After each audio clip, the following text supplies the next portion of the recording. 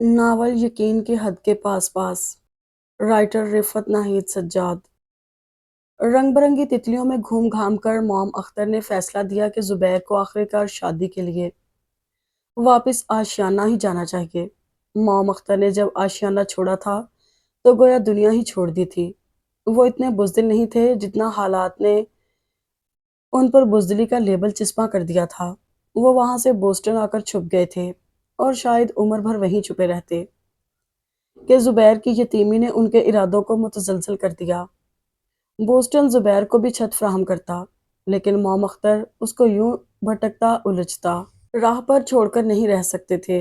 Mom Akhtar ने खुद शादी नहीं की थी, लेकिन वो जुबैर के लिए ये जिंदगी पसंद नहीं करते थे।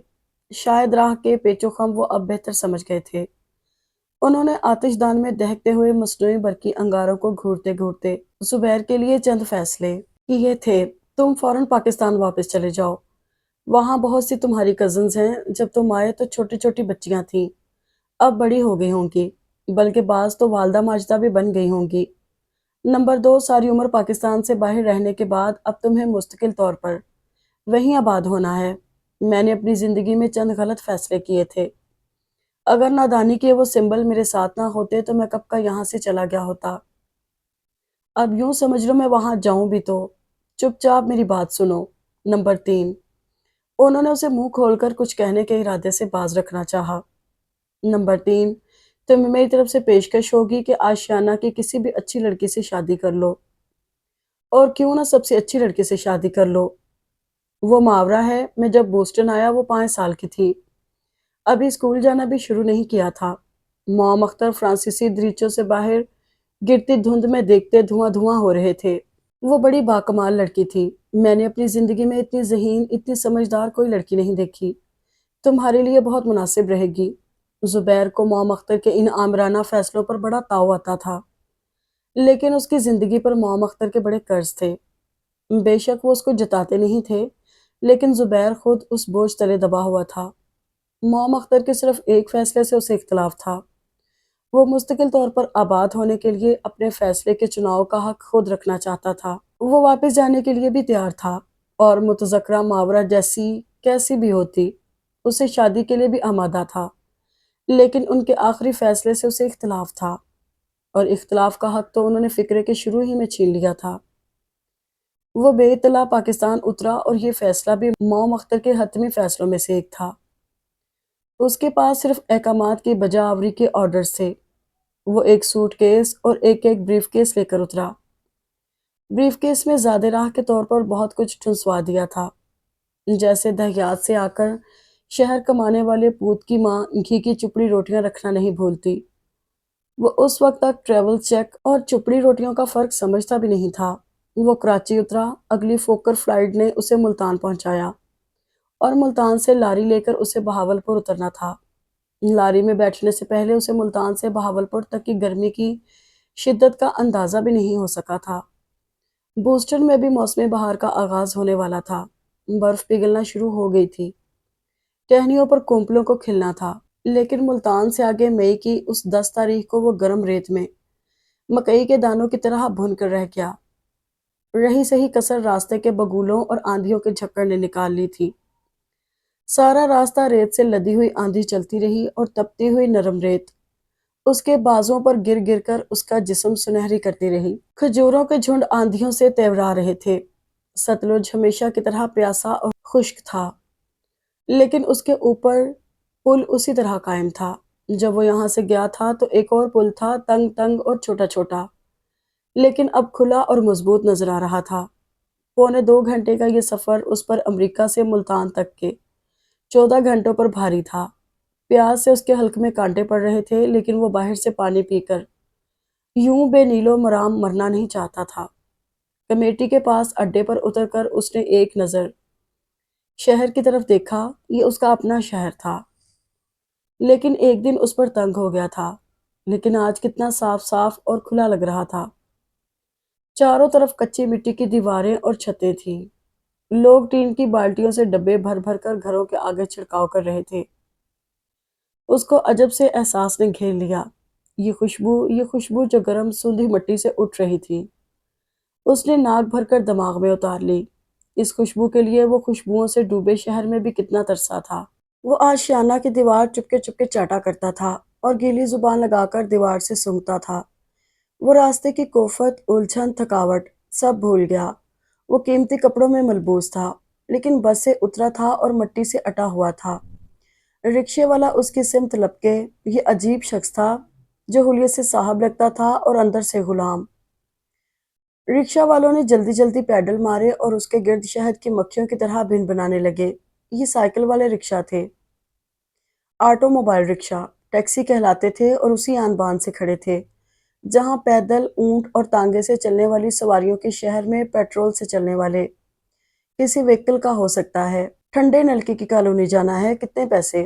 اسے یہ بھولا نہیں تھا کہ ان سائیکل رکشہ والوں سے بھاؤ چکاتے کتنی جھک کرنی پڑتی ہے۔ اسے سرائکی میٹھی لگتی تھی، اسی لیے وہ ان سے جھگڑا مول لے کر شاعری سننا چاہتا تھا۔ وہ سائیکل رکشہ میں بیٹھا تو بریف کیس اس کی گود میں تھا اور سوٹ کیس ہمسفر کی طرح اس کے ساتھ کی سیٹ پر اوندھا ترچھا۔ سب کچھ وہی تھا لیکن بدل گیا تھا۔ بیکار نری گیٹ اسی کروفر سے کھڑا تھا، سڑکیں اسی طرح ویران سنسان پڑی تھیں۔ سڑک کا تارکول گرمی کی شدت سے پگھل رہا تھا اور سورج سر پر آگ برسا رہا تھا۔ یہ بھی غنیمت ہوا کہ گھر کا پھاٹک کھلا ملا۔ صدر دروازے کے پاس آرا نصب تھا کبھی، اب وہاں تعمیر ہو رہی تھی۔ لکڑی کاٹنے کی مشین خاموش لوہے کے جن کی طرح زنگالود اور ویران پڑی تھی۔ پھاٹک سے اندر گول گھومتے برآمدوں کے گھماؤ کے ساتھ ساتھ کمرے ہی کمرے تھے۔ عمارت سے بہت دور صحن کے دوسرے سرے پر لیموں اور مالٹوں کے درختوں کے جھنڈ کے پیچھے باورچی خانہ اور کھانے کے کمرے تھے۔ وہ جانتا تھا کھانے والے کمرے میں سیاہ پالش کی بڑی سی گول میز ہے جس کے ارد گرد 18 کرسیاں بچھی ہیں۔ دوپہر کو سب سو جاتے تو دیمک چپکے سے اپنے کوارٹر سے اٹھ کر کچے لیموں چرا کر کھایا کرتا۔ وہ ہمیشہ سے دیمک کا ہمدم رفیق رہا تھا۔ اسے یقین تھا گھر کا کوئی اور فرد ابھی جاگا ہوگا کہ نہیں، دیمک ضرور جاگ رہا ہوگا۔ دو دو تین سیڑھیاں چڑھ کر برآمدے میں آ گیا۔ ایک قطار سے بنے کمروں کے باہر اے سی کی گرم جھونکار اور کھولتا پانی ٹپک رہا تھا۔ وہ جاسوسوں کے سے انداز میں چلتا گیا اور کھلے دروازے کے سامنے ٹھہر گیا۔ وہاں بہت سے لوگ تھے، بہت سے چہرے، وہ ایک نظر میں سب کو پہچان نہیں سکتا تھا۔ وہ سب مگن تھے، سامنے تاش پھیلائے 4 لوگ کھیل رہے تھے اور 8 سر ان کھیلنے والوں کے درمیان گھسے مشورے لٹا رہے تھے۔ کاش وہ ان کا ایک حصہ ہوتا۔ یوں اجنبیوں کی طرح دروازے سے جھانکنے کی بجائے آج ڈبل سری پر مفت مشورہ لٹاتا۔ لوگ اس کی طرف متوجہ نہیں تھے اور وہ باہر کی شدید گرمی سے متعش تھا۔ پھر کسی کی نگاہ پڑی، وہ چونکے اور ٹھٹک کر دوڑے۔ انہوں نے اسے پہچاننے میں زیادہ دیر نہیں لگائی تھی۔ ان میں سے کسی نے پکارا، زبیر! اس کا حلیہ ان لوگوں سے مختلف تھا۔ اس نے پائپ واپس بریف کیس میں رکھ دیا، ہیٹ اتار کر کھونٹی پر ٹانگا۔ وہ ان کے درمیان بیٹھا تھا لیکن ان جیسا نہیں تھا۔ وہ سب بول رہے تھے، باتیں کر رہے تھے، لیکن وہ خاموش خاموش ایک ایک کا منہ دیکھ رہا تھا۔ اے سی میں بند لوگوں کو اس کی آمد کی اطلاع ملنا شروع ہوئی تو اس کے گرد جھمگٹا لگنا شروع ہو گیا۔ لوگ دھڑا دھڑ دروازوں کے بولٹ کھول کر جمع ہونا شروع ہو گئے تھے۔ بڑے ماموں، منجلے والے اور چھوٹے، ان کی بیویاں تھیں، سب کے بچے، لیکن اس کے لیے ان سب کو علیحدہ علیحدہ پہچاننا بڑا دشوار ہو رہا تھا۔ ہنگامہ سن کر نانا ابا بھی آ گئے تھے، لیکن نہ آنے کے برابر۔ زبیر کا انہیں دیکھ کر بڑا صدمہ ہوا۔ ان کے بال سفید ہو گئے تھے، پلکیں اور بھویں تک سفید تھیں، کمر دوہری ہو گئی تھی اور آنکھوں کے سامنے ہاتھوں کا چھجا بنا کر بھی انہیں کچھ نظر نہیں آیا۔ کون آیا ہے؟ زبیر انہیں صدمے سے دیکھنے لگا۔ یہ شخص تھا جس نے اپنی جوانی زندگی سے بھرپور گزاری تھی، جس کی نیکی میں دنیا کے کسی فرد کو شبہ نہ تھا۔ موم اختر جیسے لاوارث شخص کو ایک گلی سے اٹھا کر بوسٹن تک پہنچایا۔ وہ بے سہارا بچوں کے سینٹر سے لائے گئے تھے، لیکن نانا ابا نے اپنے بچوں جتنے احترام اور پیار سے پال پوس کر اس حال میں پہنچایا کہ وہ ان کے بچوں کو کہیں پیچھے چھوڑ گئے تھے۔ یہ وہ شخص تھا جو اپنے ہی بچوں کی نفرتوں کا شکار ہو گیا تھا اور آج اس برے حال میں راشا کے ساتھ۔ کون آیا ہے؟ وہ چھڑی پلنگ کی پٹی پر مار رہے تھے۔ ابا جی، زبیر آیا ہے۔ زبیر اللہ بخشے بھائی نذیر کا بیٹا، کسی نے ازراہ کرم بتا دیا۔ وہ اپنے وقت میں مضبوط اعصاب کے مالک تھے، لیکن بچوں کی طرح رونے لگے۔ وہ اسے گلے لگا کر چومتے جا رہے تھے اور زاروں قطار روتے جا رہے تھے۔ تم ہمیں چھوڑ کر کہاں چلے گئے تھے؟ اتنے دنوں کے بعد آئے، کیسے رہے؟ روٹی کہاں سے کھاتے تھے؟ اور وہ تمہارا حادثہ کیسے ہوا تھا؟ کون سا حادثہ؟ زبیر کی یادداشت میں اس کا کوئی حادثہ نہ تھا۔ آپ کیا سمجھ رہے ہیں؟ کون ہے؟ ماموں رحیم نے تیز لہجے میں پوچھا۔ نذیر۔ ان کے چہرے کی بے شمار جھریوں میں بڑھاپا تھا، معصومیت تھی اور یقین تھا۔ تم نے بتایا تو نذیر۔ اوہ، لوگوں نے سر پکڑ لیا۔ لڑکے اونچی آواز میں ہنسنے لگے اور مراد نے تو اٹھ کر ان کا بازو پکڑ لیا۔ چلیے آپ اپنے کمرے میں چلیے، آپ کو کون لے آیا یہاں؟ وہ نانا ابا کو ان کے کمرے کی طرف ہنکانے لگے۔ وہ جانا نہیں چاہتے تھے، اسی لیے پلٹ پلٹ کر بھی دیکھ رہے تھے اور مراد کو جھنجلا جھنجلا کر چھڑی سے پیٹ بھی رہے تھے، لیکن وہ انہیں ڈھٹائی سے گھسیٹ کر ہی لے گیا۔ مجھے نذیر سے بات کرنی ہے، یہ اچھا فعل نہیں۔ میں نے دونوں کو منع کیا تھا، سب تمہارے دشمن ہو جائیں گے۔ چلو بس، بڑی ممانی نے ماتھا پیٹ لیا۔ وہ شروع ہو گئے خیر سے، نہ آیا دیکھنا نہ گیا۔ نانا ابا کمرے میں بند کیے جا چکے تھے اور تارک اسے غیر ملکیوں کی طرح بڑے احتیاط سے برت رہا تھا۔ برا نہ ماننا، ان کا دماغ کچھ چل نکلا ہے، بڑھاپا ایسی بلا ہے۔ وہاں تو قدم قدم پر سینٹر کھلے ہیں، ظاہر ہے ایسے بوڑھوں کی فلاح کے لیے۔ ہمارے پاکستان میں تو کسی سے بات کریں وہ گالی دے گا۔ ہم تو ساری عمر جی تربیت کا احسان اتارتے رہتے ہیں۔ چل بس، منجلی والی ممانی نے اسے چپکے سے گھورا۔ وہ بڑی دیر سے زبیر کے چہرے کو تک رہی تھی۔ بری بات، اب بڑے تو بڑے ہی ہوتے ہیں، بیچارے زبیر کو پریشان کر گئے۔ باقی رہا سہا تم کر دو۔ بیٹھ جا بچے، آ جا۔ وہ ان کے بیڈ کے ایک کونے پر ٹک گیا۔ کمرہ نئے اور پرانے چہروں سے بھرا ہوا تھا۔ وہ ایک ایک سے تعارف کی تکلیف اٹھاتا رہا۔ یہ عذرا ہے، یہ زہرا۔ طارق تم گئے تو چھوٹے چھوٹے تھے سب، یاد نہیں آیا؟ ارے عذرا کے ساتھ تو بڑا پیار تھا تمہارا، ساری دوپہر درختوں سے جامنے توڑ توڑ کر کھایا کرتے تھے۔ اسے یاد تھا، جامنوں کے پیچھے ممانی اس کی ٹانگیں توڑنے پر تل گئی تھی۔ عذرا ذرا شرما کر ذرا امید سے دیکھ رہی تھی، یاد کا کوئی کوندا لپکے تو لگے ہاتھوں پہچان کو تعارف کا ذریعہ ہی بنا سکے۔ ادھر آؤ جمشید، ممانی نے پکارا۔ بھائی سے ملے؟ براہ راست اے سی سے باہر آنے پر ممانی گرمی سے پھنک رہی تھی۔ یہ حیدر ہے نا، میڈیکل کالج میں چلا گیا ہے، ماشاءاللہ تمہارے نقش قدم پر ہے۔ کہتا ہے زندگی میں ایک زبیر بھائی کو تو آئیڈیل بنایا ہے۔ وہ کچھ نہیں بولا تھا، لیکن وہ یاد کرنے یا کچھ جتانے نہیں آیا تھا۔ وہ ایک مقدس مشن پر تھا اور فرض کی ادائیگی کے لیے چلا آیا تھا۔ یہ مریم ہے، یونیورسٹی میں پڑھتی ہے، رابعہ کا فائنل ہے، عائشہ نارمل اسکول میں پڑھا رہی ہے، فاطمہ کونونٹ میں میوزک کی کلاس لیتی ہے، یہ زہرا ریڈیو سے صبح کی نشریات میں شرکت کرتی ہے۔ ان میں سے کوئی سی بھی سرد ممالک میں رہ رہ کر اس کے جذبات پر بھی برف کی یک تہ جم گئی تھی۔ وہ اچھی لڑکیاں تھیں، با اخلاق، مسکراتی مسکراتی پیاری سی، لیکن کسی کو دیکھ کر اس کے دل میں گدگدی نہیں ہوئی، کہیں ایک دم دھڑکتا دل رکا نہیں، کسی چہرے پر ایک دفعہ نگاہ ڈال کر بار بار نہیں بھٹکی، حتیٰ کہ وہ باری باری سبھی سے مل لیا، بزرگوں سے، خواتین سے، لڑکے لڑکیوں سے اور نئے بچوں سے۔ صحن میں باورچی خانے کی طرف سب جگہ چھڑکاؤ ہو رہا تھا۔ شام کو چھڑکاؤ اس شہر کی روایات میں شامل ہے۔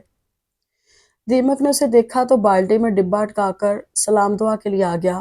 وہ ویسا نہیں تھا جیسا زبیر سوچ کر آیا تھا، وہ بہت بڑا ہو گیا تھا، لمبا تڑنگا، خوشی سے سرخ سرخ چہرہ لیے وہ اسے ملتے ہوئے جھجک رہا تھا، لیکن زبیر نے بے دھڑک گلے لگا لیا۔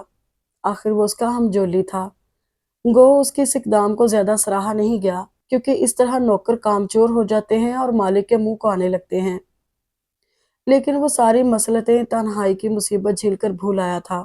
تعارف کا سلسلہ ختم ہوا تو غسل کا شروع ہو گیا۔ یہ اس گھر کا عجیب رواج تھا، جو دوپہر کو سو کر اٹھنے کے بعد نہاتا نہ تھا اس کے ساتھ اچھوتوں والا سلوک کیا جاتا، ساری گرمی اسے کرتا اتار کر غسل خانے میں دھکیل دیا جاتا۔ وہ جتنا پانی سے بھاگتا تھا اتنی ہی اسے مار مار کر شاور کے نیچے بٹھایا جاتا۔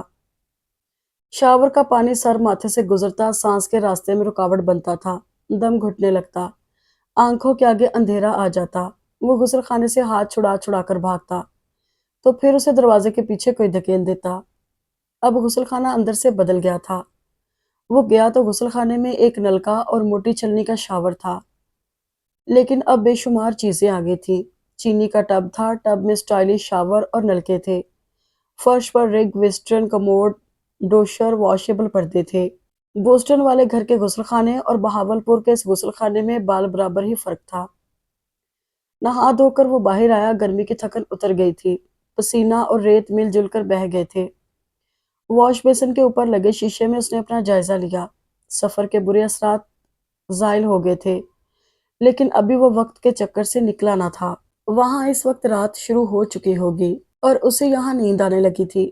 دیمک نے اسے اطلاع دی، آپ کا چائے پر انتظار ہو رہا ہے۔ ایک لمحہ کے لیے زبیر کو شک گزرا کہ کمرے میں کوئی اور بھی ہے۔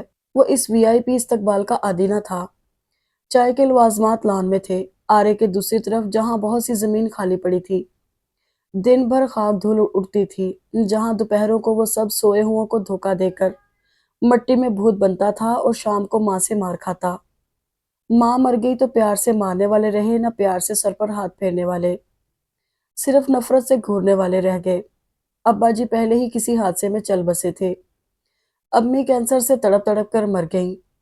اس طرح اکو خالہ کا راز ان کے ساتھ ہی ان کے سینے میں چلا گیا۔ ان دنوں نانا نے اپنے حواس نہیں کھوئے تھے۔ انہوں نے ماموں اختر کو پالتے ہوئے صرف ایک نصیحت کی تھی کہ کسی یتیم یسیر کی پرورش دراصل ایک صدقہ جاریہ ہے۔ قرض ہنسنا ہے، یہ قرض تم کسی اور کو پال پوس کر چکا دینا۔ جب زبیر بے کسی کے دن گزار رہا تھا، اس وقت موم اختر بوسٹن میں تھے۔ اس کا ایف ایس سی مکمل ہونے والا تھا، لیکن ممانیوں کی فرمائشیں ختم ہونے کا نام نہ لیتی تھی۔ وہ جب کتاب کھول کر بیٹھتا، جائیو رے دوڑیو رے۔ وہ سارا دن دیمک کی سائیکل پر شاہی بازار کی گلیوں میں دھول اڑاتا، پان سپاری ثابت مونگ چاول گڑ چینی، ہر منٹ پر کسی نہ کسی کو کچھ نہ کچھ یاد آ جاتا۔ نانا ابا کا دل جتنا فراخ تھا، باقیوں کا اتنا ہی تنگ، اتنا سا لڑکا بھی۔ آخر ایک دن سب پر بوجھ بن گیا۔ باوجود سودا سلف لانے، چھڑکاؤ کرنے، بچے کھلانے کے، اسے پیار کا کلمہ نہ ملتا۔ عائشہ موٹی گود میں آ کر بہت مچلتی تھی۔ وہ اب گود کی عمر کی بھی نہیں تھی۔ جب اس سے پھسل جاتی تو منجلی ممانی چیخ چیخ کر اسے ڈراتی۔ رابعہ کبھی ہوم ورک نہیں کر سکتی تھی، یہ اس کی ذمہ داری تھی۔ اس کا دل چاہتا اس بدتمیز سی چبلی سی رابعہ کے 3-4 جڑ دے، جو نہایت بدتمیزی سے اس کا فاؤنٹین پین ننگے فرش پر رگڑ دیتی، اس کی کاپیوں کی کشتیاں بنا دیتی اور احتجاج کرنے پر چھوٹی ممانی سے مار پڑواتی، لیکن کبھی ہوم ورک مکمل کر کے نہ دیتی۔ جمشید اور مریم سائیکل پر بیٹھ جاتے تھے اور یہ اس کی ذمہ داری تھی کہ ساری دوپہر ان کے سائیکل گھسیٹے گھسیٹے پھرے۔ اگر غصے میں دھکا زور کا لگا اور بچوں کو چوٹ لگ جاتی تو بڑی ممانی کا غصہ تو توبہ۔ نانا ابا تجربات کے عادی نہیں تھے۔ شاید مہینے یا 1 سال انہوں نے صبر کیا، پھر انہوں نے اختر کو لکھ دیا کہ اب وقت آ گیا ہے، جو کچھ احسان میں نے تم پر کیا تھا تم زبیر پر کر کے یہ قرض چکا دو۔ وہاں اس کا داخلہ ہوا اور آئندہ زندگی وہ ماموں اختر کے پاس گزارنے کے لیے روانہ ہو گیا۔ رشید ماموں سے لان دکھانے لے گئے۔ 3 سیڑھیاں نیچے اتر کر وسیع اور عریض لان تھا۔ یہاں پر ہی گھر کا صدر دروازہ بنا دیا گیا تھا۔ پہلے دروازے کو نوکروں کی رہائش گاہ کی طرف موڑ دیا گیا تھا۔ یہی وہ دروازہ تھا جو اس کے یتیم و مسکین زندگی کے ایک ایک دن کا حساب لکھ رہا تھا۔ وہ ہمیشہ بے عزت ہو کر اس دروازے سے باہر جاتا اور تازہ ہوا میں سانس لے کر اسی دروازے سے اندر آ جاتا۔ گھر کے سامنے ستونوں پر بیلیں چڑھی ہوئی تھی، خوش شکل کیاریاں تھیں، برآمدہ گملوں سے اٹا ہوا، محرابوں دروازوں پر جگہ جگہ رنگین گملے لٹک رہے تھے۔ بہاولپور جیسے گرم اور خشک علاقے میں اتنی بہتات سے پودے اگا لینا ہی معجزہ تھا، لیکن اسے زیادہ قلق ان کھجوروں کے جھنڈ کے ضائع ہو جانے کا ہوا جو عین اسی جگہ اگے ہوئے تھے۔ وہ زمین سے چن چن کر پکی پکی بھوری کھجوریں کھاتا۔ دنیا کے ان چکروں میں اس نے ایک سے ایک قسم کی کھجوریں کھائیں، ادنا بھی اعلیٰ بھی، لیکن وہ اس لذت سے محروم ہی رہا اور شاید اب ہمیشہ محروم ہی رہنا تھا۔ اس نے کرسی اندازے سے اس جگہ گھسیٹ لی جہاں وہ جھنڈ کبھی قائم تھا۔ اس کے ٹھنڈا جڑ سے اکھڑوانے پڑے تھے۔ اس نے سامنے پھیلے گدلے سے آسمان کی طرف دیکھا۔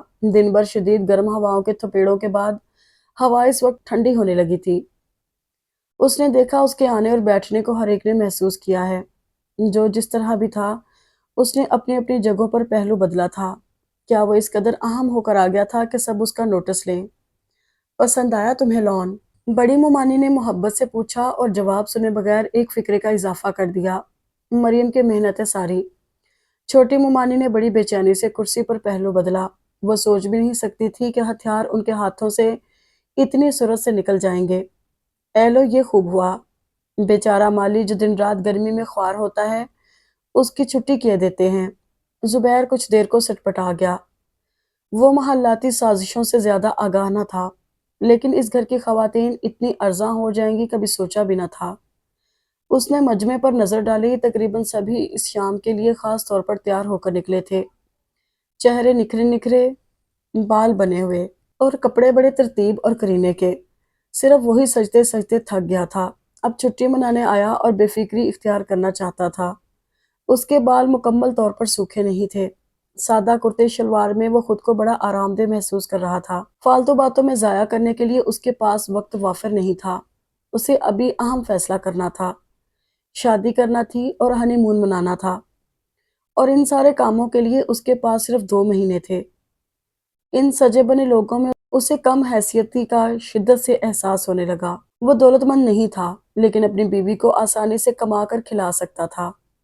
بہاولپور کے اس گھر میں دولت وافر تھی اور شہر سے زیادہ آسائشیں حاصل تھیں۔ وہ اپنی ضرورت کی کوئی بھی چیز ایک اڑان میں کراچی سے لے آتے، لندن امریکہ سے منگوا لیتے۔ آج وہ جس لان پر بیٹھا تھا اور جس کی بیک پر عظیم الشان گھر تھا، وہاں گنتی کے دولت مندوں کے پاس تھا۔ یہاں سے وہاں تک لان بیت کی کرسیوں سے بھرا پڑا تھا۔ رنگین پیراشوٹ کے چھاتے سجاوٹ کے لیے تھے اور کونے میں خوبصورت فوارہ، جیسے یہاں ہر وقت عید ملن پارٹی ہونی ہو۔ خواتین رنگ برنگے پتھر کانوں اور گلے میں اٹکائے اس کے آس پاس تھیں۔ چکن سینڈوچز لیجئے، یہ کولڈ سلاد لیجئے، فرنچ فرائز کھائیں گے، یہ پائن ایپل سلش ہے۔ وہ ایک لمحے کے لیے کول سلش سے ٹھنڈی آہ بھر کر رہ گیا۔ بہاولپور کا یہ گھر بوسٹن کے اعلیٰ گھروں سے بھی پرتعیش تھا، لیکن بدقسمتی سے پاکستان کے لوگ اس کو زیادہ دولت مند، زیادہ گلیمرس تصور کیے ہوئے تھے۔ چائے رات کے کھانے سے جا ملی، لہٰذا اس نے رات کا کھانا نہ کھانے کا اعلان کر دیا۔ چائے اتنی بھاری تھی کہ وہ بدپرہیزی کا رسک لینا نہیں چاہتا تھا۔ ابتدائی تاریخوں کا چاند کھجوروں کے درختوں کے پیچھے دور کہیں نظر آ رہا تھا۔ یہ عید کارڈ والے نظارے اسے امریکہ میں بھی یاد آ کر اداس کرتے تھے۔ وہ معذرت کرتے ہوئے اٹھ گیا۔ وہ ایک نظر پی وی ہسپتال دیکھنا چاہتا تھا۔ کئی لوگوں نے اسے اپنی خوشگوار کمپنی ماں کار کے پیشکش کی، لیکن وہ پیدل جانا چاہتا تھا اور تنہا وہ باہر نکل آیا۔ سڑک سیدھی اور صاف ستھری تھی اور سارا دن دھوپ میں جلتے رہنے سے ابھی تک تپ رہی تھی۔ سامنے بینک کی خوبصورت عمارت تھی اور نیچے کھوکھے والے کڑاہیوں میں سموسے اور پکوڑے تل رہے تھے۔ پان بیڑی سگریٹ بیچنے والے سڑکوں پر جو چھڑکاؤ ہوا تھا وہ گرمی کی شدت نے چوس لیا تھا۔ گہری نیند سویا ہوا یہ شہر اب پوری طرح بیدار تھا۔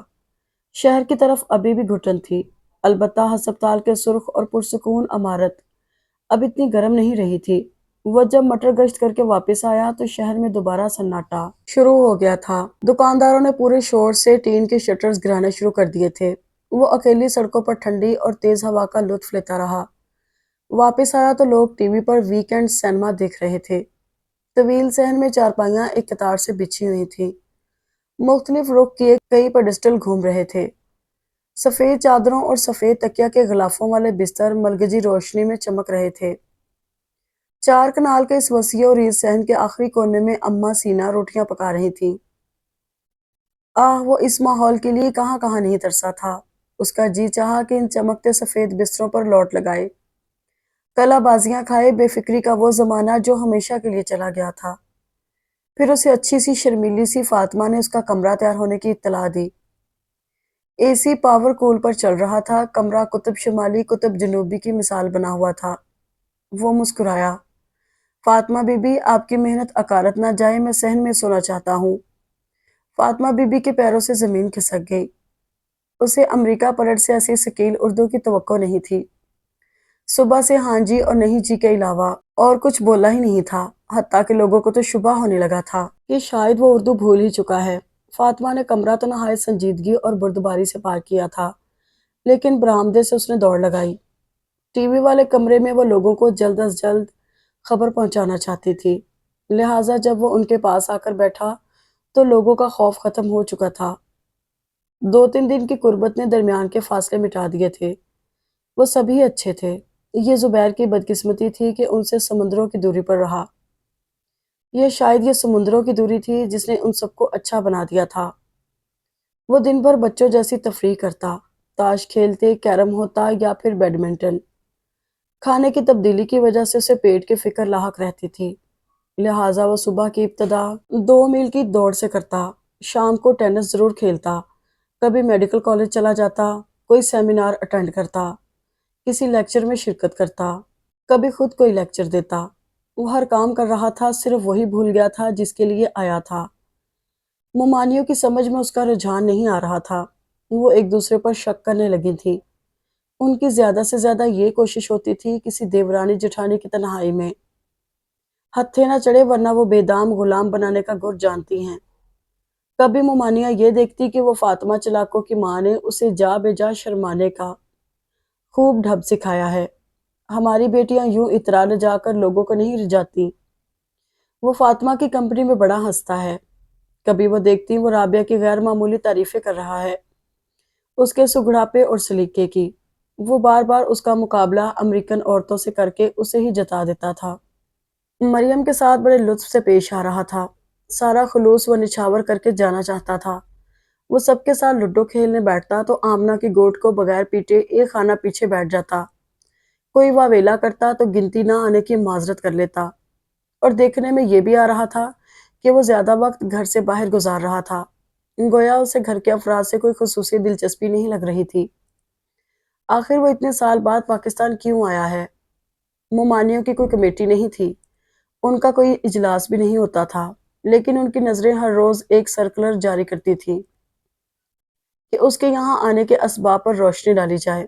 وہ یہاں کیوں آیا ہے اور جس کام کے لیے آیا ہے اس کی طرف توجہ کیوں نہیں دیتا؟ اسے ہدایت کی جاتی ہے کہ اگر اس نے عنقریب کسی لڑکی کا چناؤ کر کے منتظر ماؤں کو کسی ایک کنارے نہ لگایا تو، لیکن کوئی بھی کچھ بھی نہ کہتا، حتیٰ کہ ایک ہفتے کے اندر سب اپنے اپنے پروگراموں پر واپس ہو گئے۔ بڑی ممانی گھر کی بڑی بہو کی حیثیت سے رشتہ داریاں نبھاتی تھی، چھوٹی ممانی کو گرمی بہت لگتی تھی، وہ اے سی کھول کر بیٹھی رہتی، اس سے زیادہ ان سے زبیر کے پیچھے پیچھے نہیں پھرا جاتا تھا۔ منجلی ممانی کے ہاتھوں سارا میدان تھا، کیونکہ عائشہ نے تو ایک دن ان کی توقعات پر پورا اتر کر نہ دیا۔ کبھی وہ بیٹے بتیجوں کو گھیر لیتی کہ وہ سارا دن نانا سے کیا باتیں کرتا ہے۔ اب وہ کیا بتاتے، نانا کون سی پہیلی اس کے سامنے بجھاتے تھے جسے وہ حل کرنے کی کوشش میں سرگرداں تھا۔ وہ اسے اب بھی نذیر سمجھتے تھے اور نہایت سنجیدگی اور رازداری سے اس کے سامنے مسئلہ رکھتے تھے۔ دنیا کیا کہے گی نذیر، میں نے شاید اسی لیے پالا تھا، بری بات ہے تم اسے سمجھاؤ، تمہاری بات وہ مانتا ہے۔ غالباً یہ 10واں دن تھا کہ 11واں منجلی ممانی کے اعصاب جواب دے گئے۔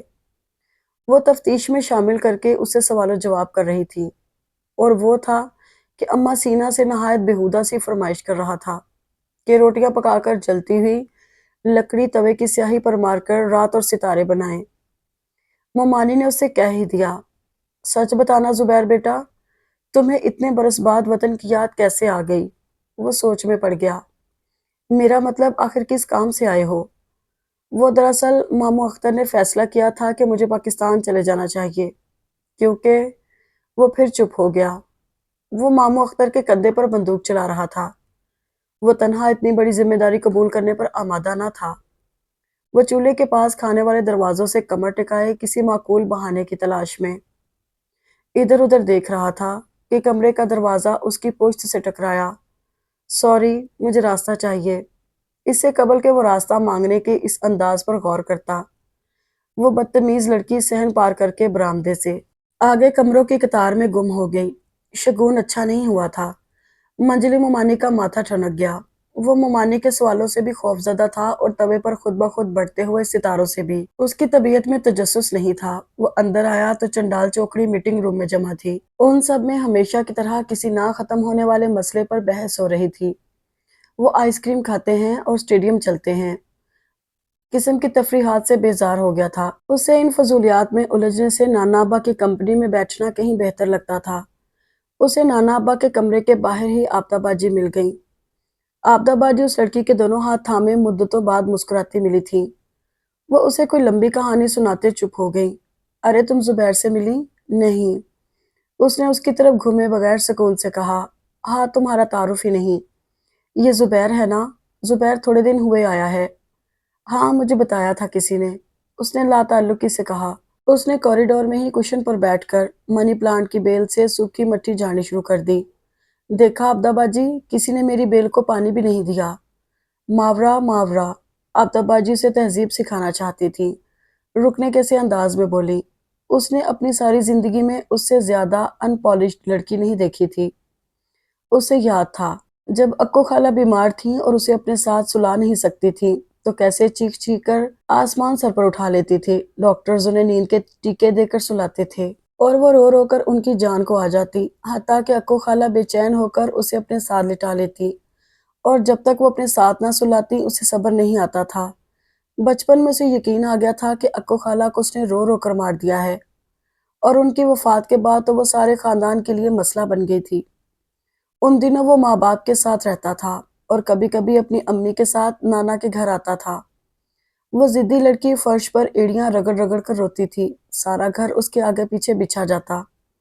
آبدہ باجی اور اکو خالہ میں بڑا بہناپا تھا، وہ نوالا لے کر ماورا کے پیچھے پیچھے پھرتی، اور وہ تھی کہ ضدی بچوں کی طرح انہیں ٹھڈے مارتی، رو رو کر بے حال ہو جاتی، حتیٰ کہ بستروں والے کمرے میں بستروں کے ڈھیر پر اوندھی جا گرتی۔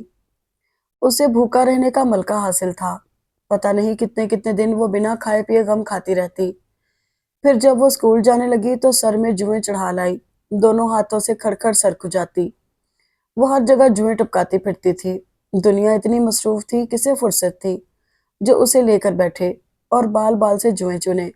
ممانیوں کے تو اپنے بچے چین لینے نہیں دیتے تھے۔ پھٹے ادھڑے کپڑوں میں وہ اتنی مغرور تھی جیسے وہ مغل شہزادی ہو، اور اس کے سر میں جوئیں نہ ہوں، بال بال موتی پروئے ہوں۔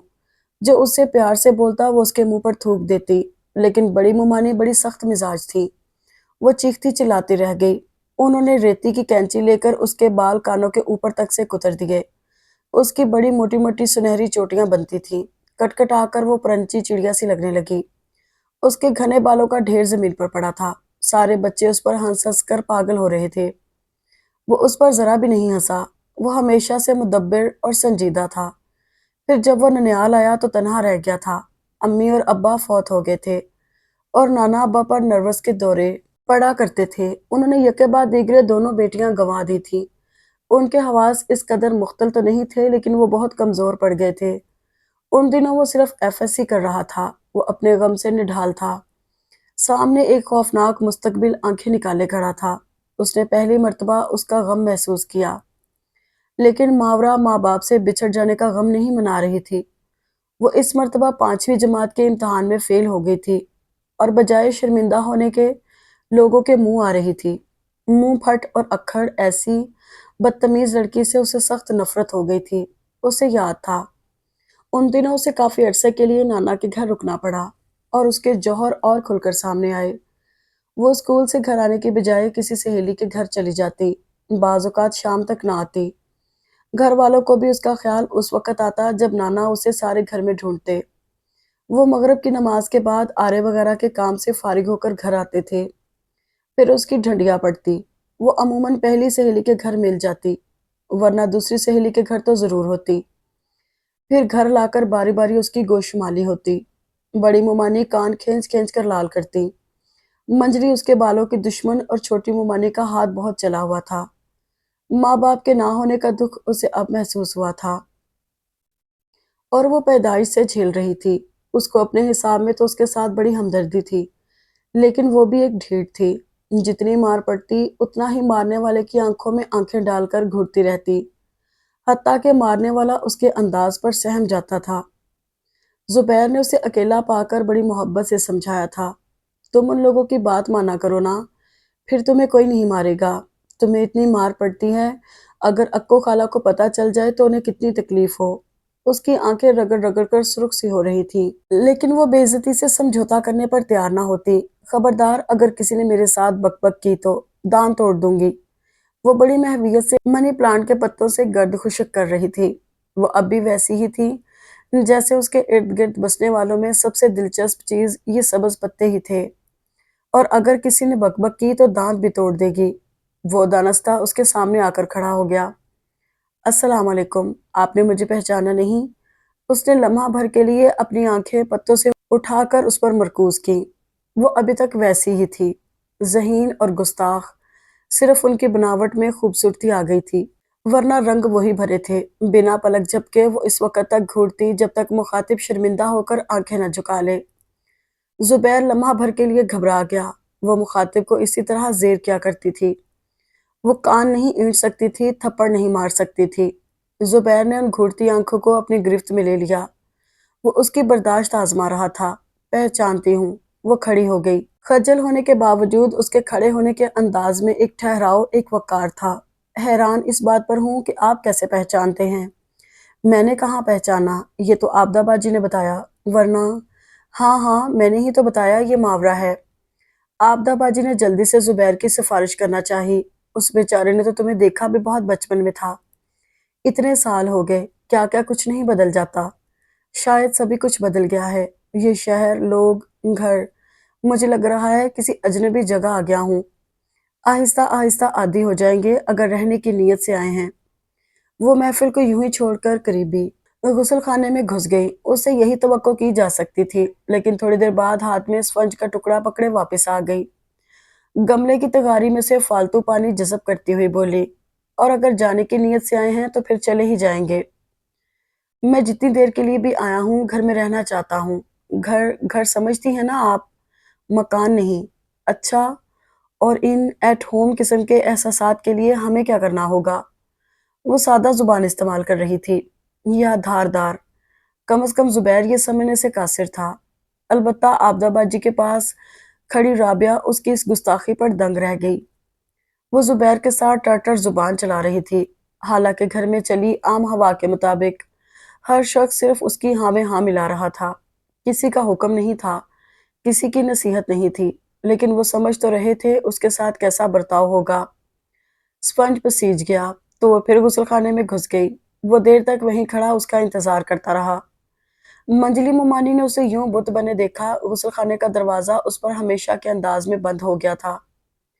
उसके दिल में शिद्दत से ख्वाहिश उठी, काश मंजली मुमानी उसके रेशमी बालों को मुट्ठी में जकड़कर उसी तरह मरोड़े। उस बदतमीज का एक ही इलाज है।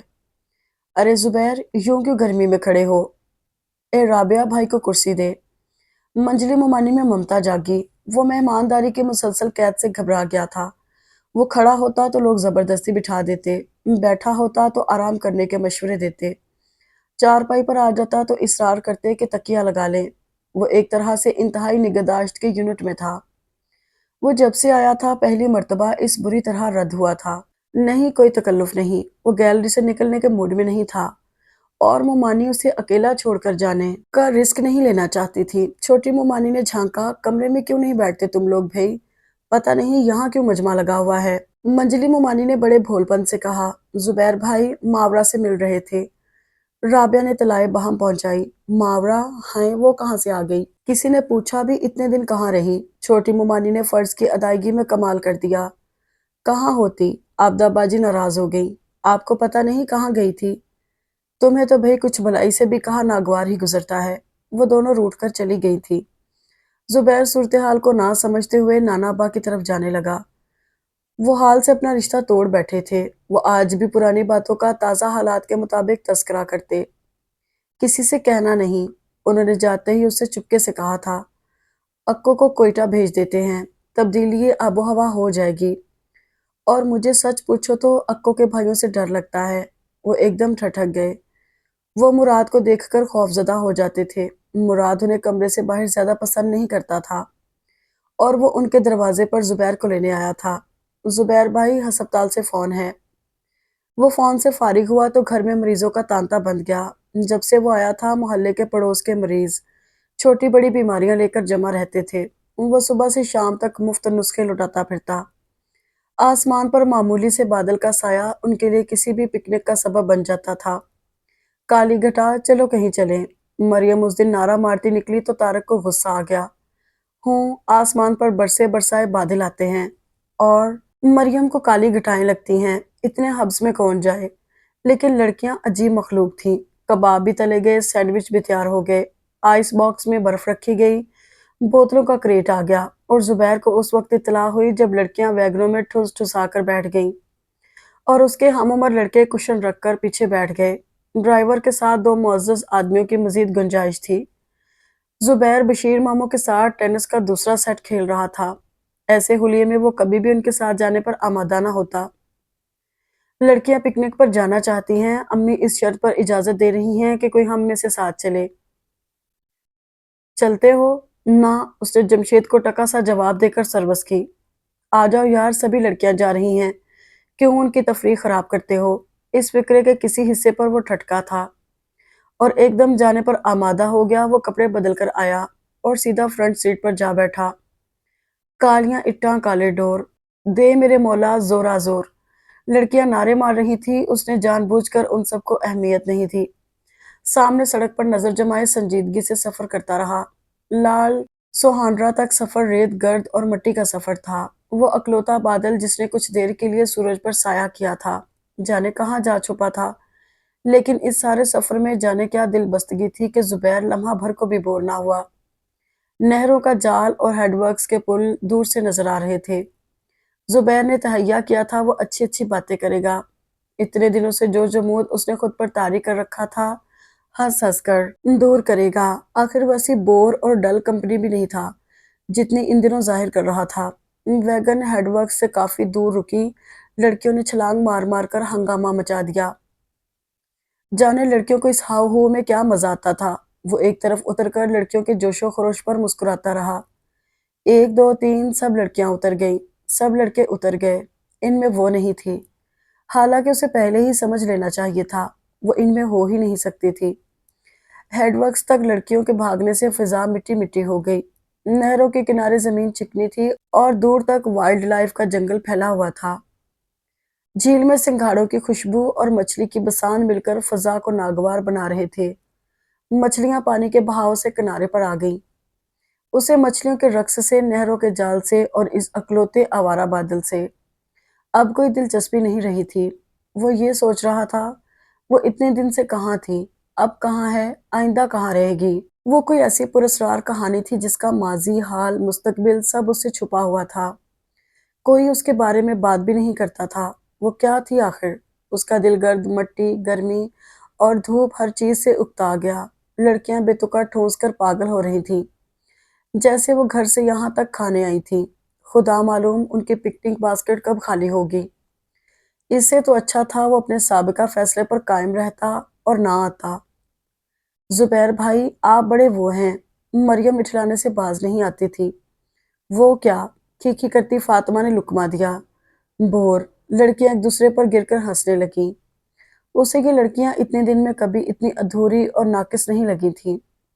خدا معلوم اس کی نگاہ کے زاویوں میں کون سا معیار جچ گیا تھا کہ اتنے دن سے اچھی اچھی خوشگوار سی کزنز کی ساری کمپنی لمبی لمبی جمائیوں کی نظر ہونے لگی۔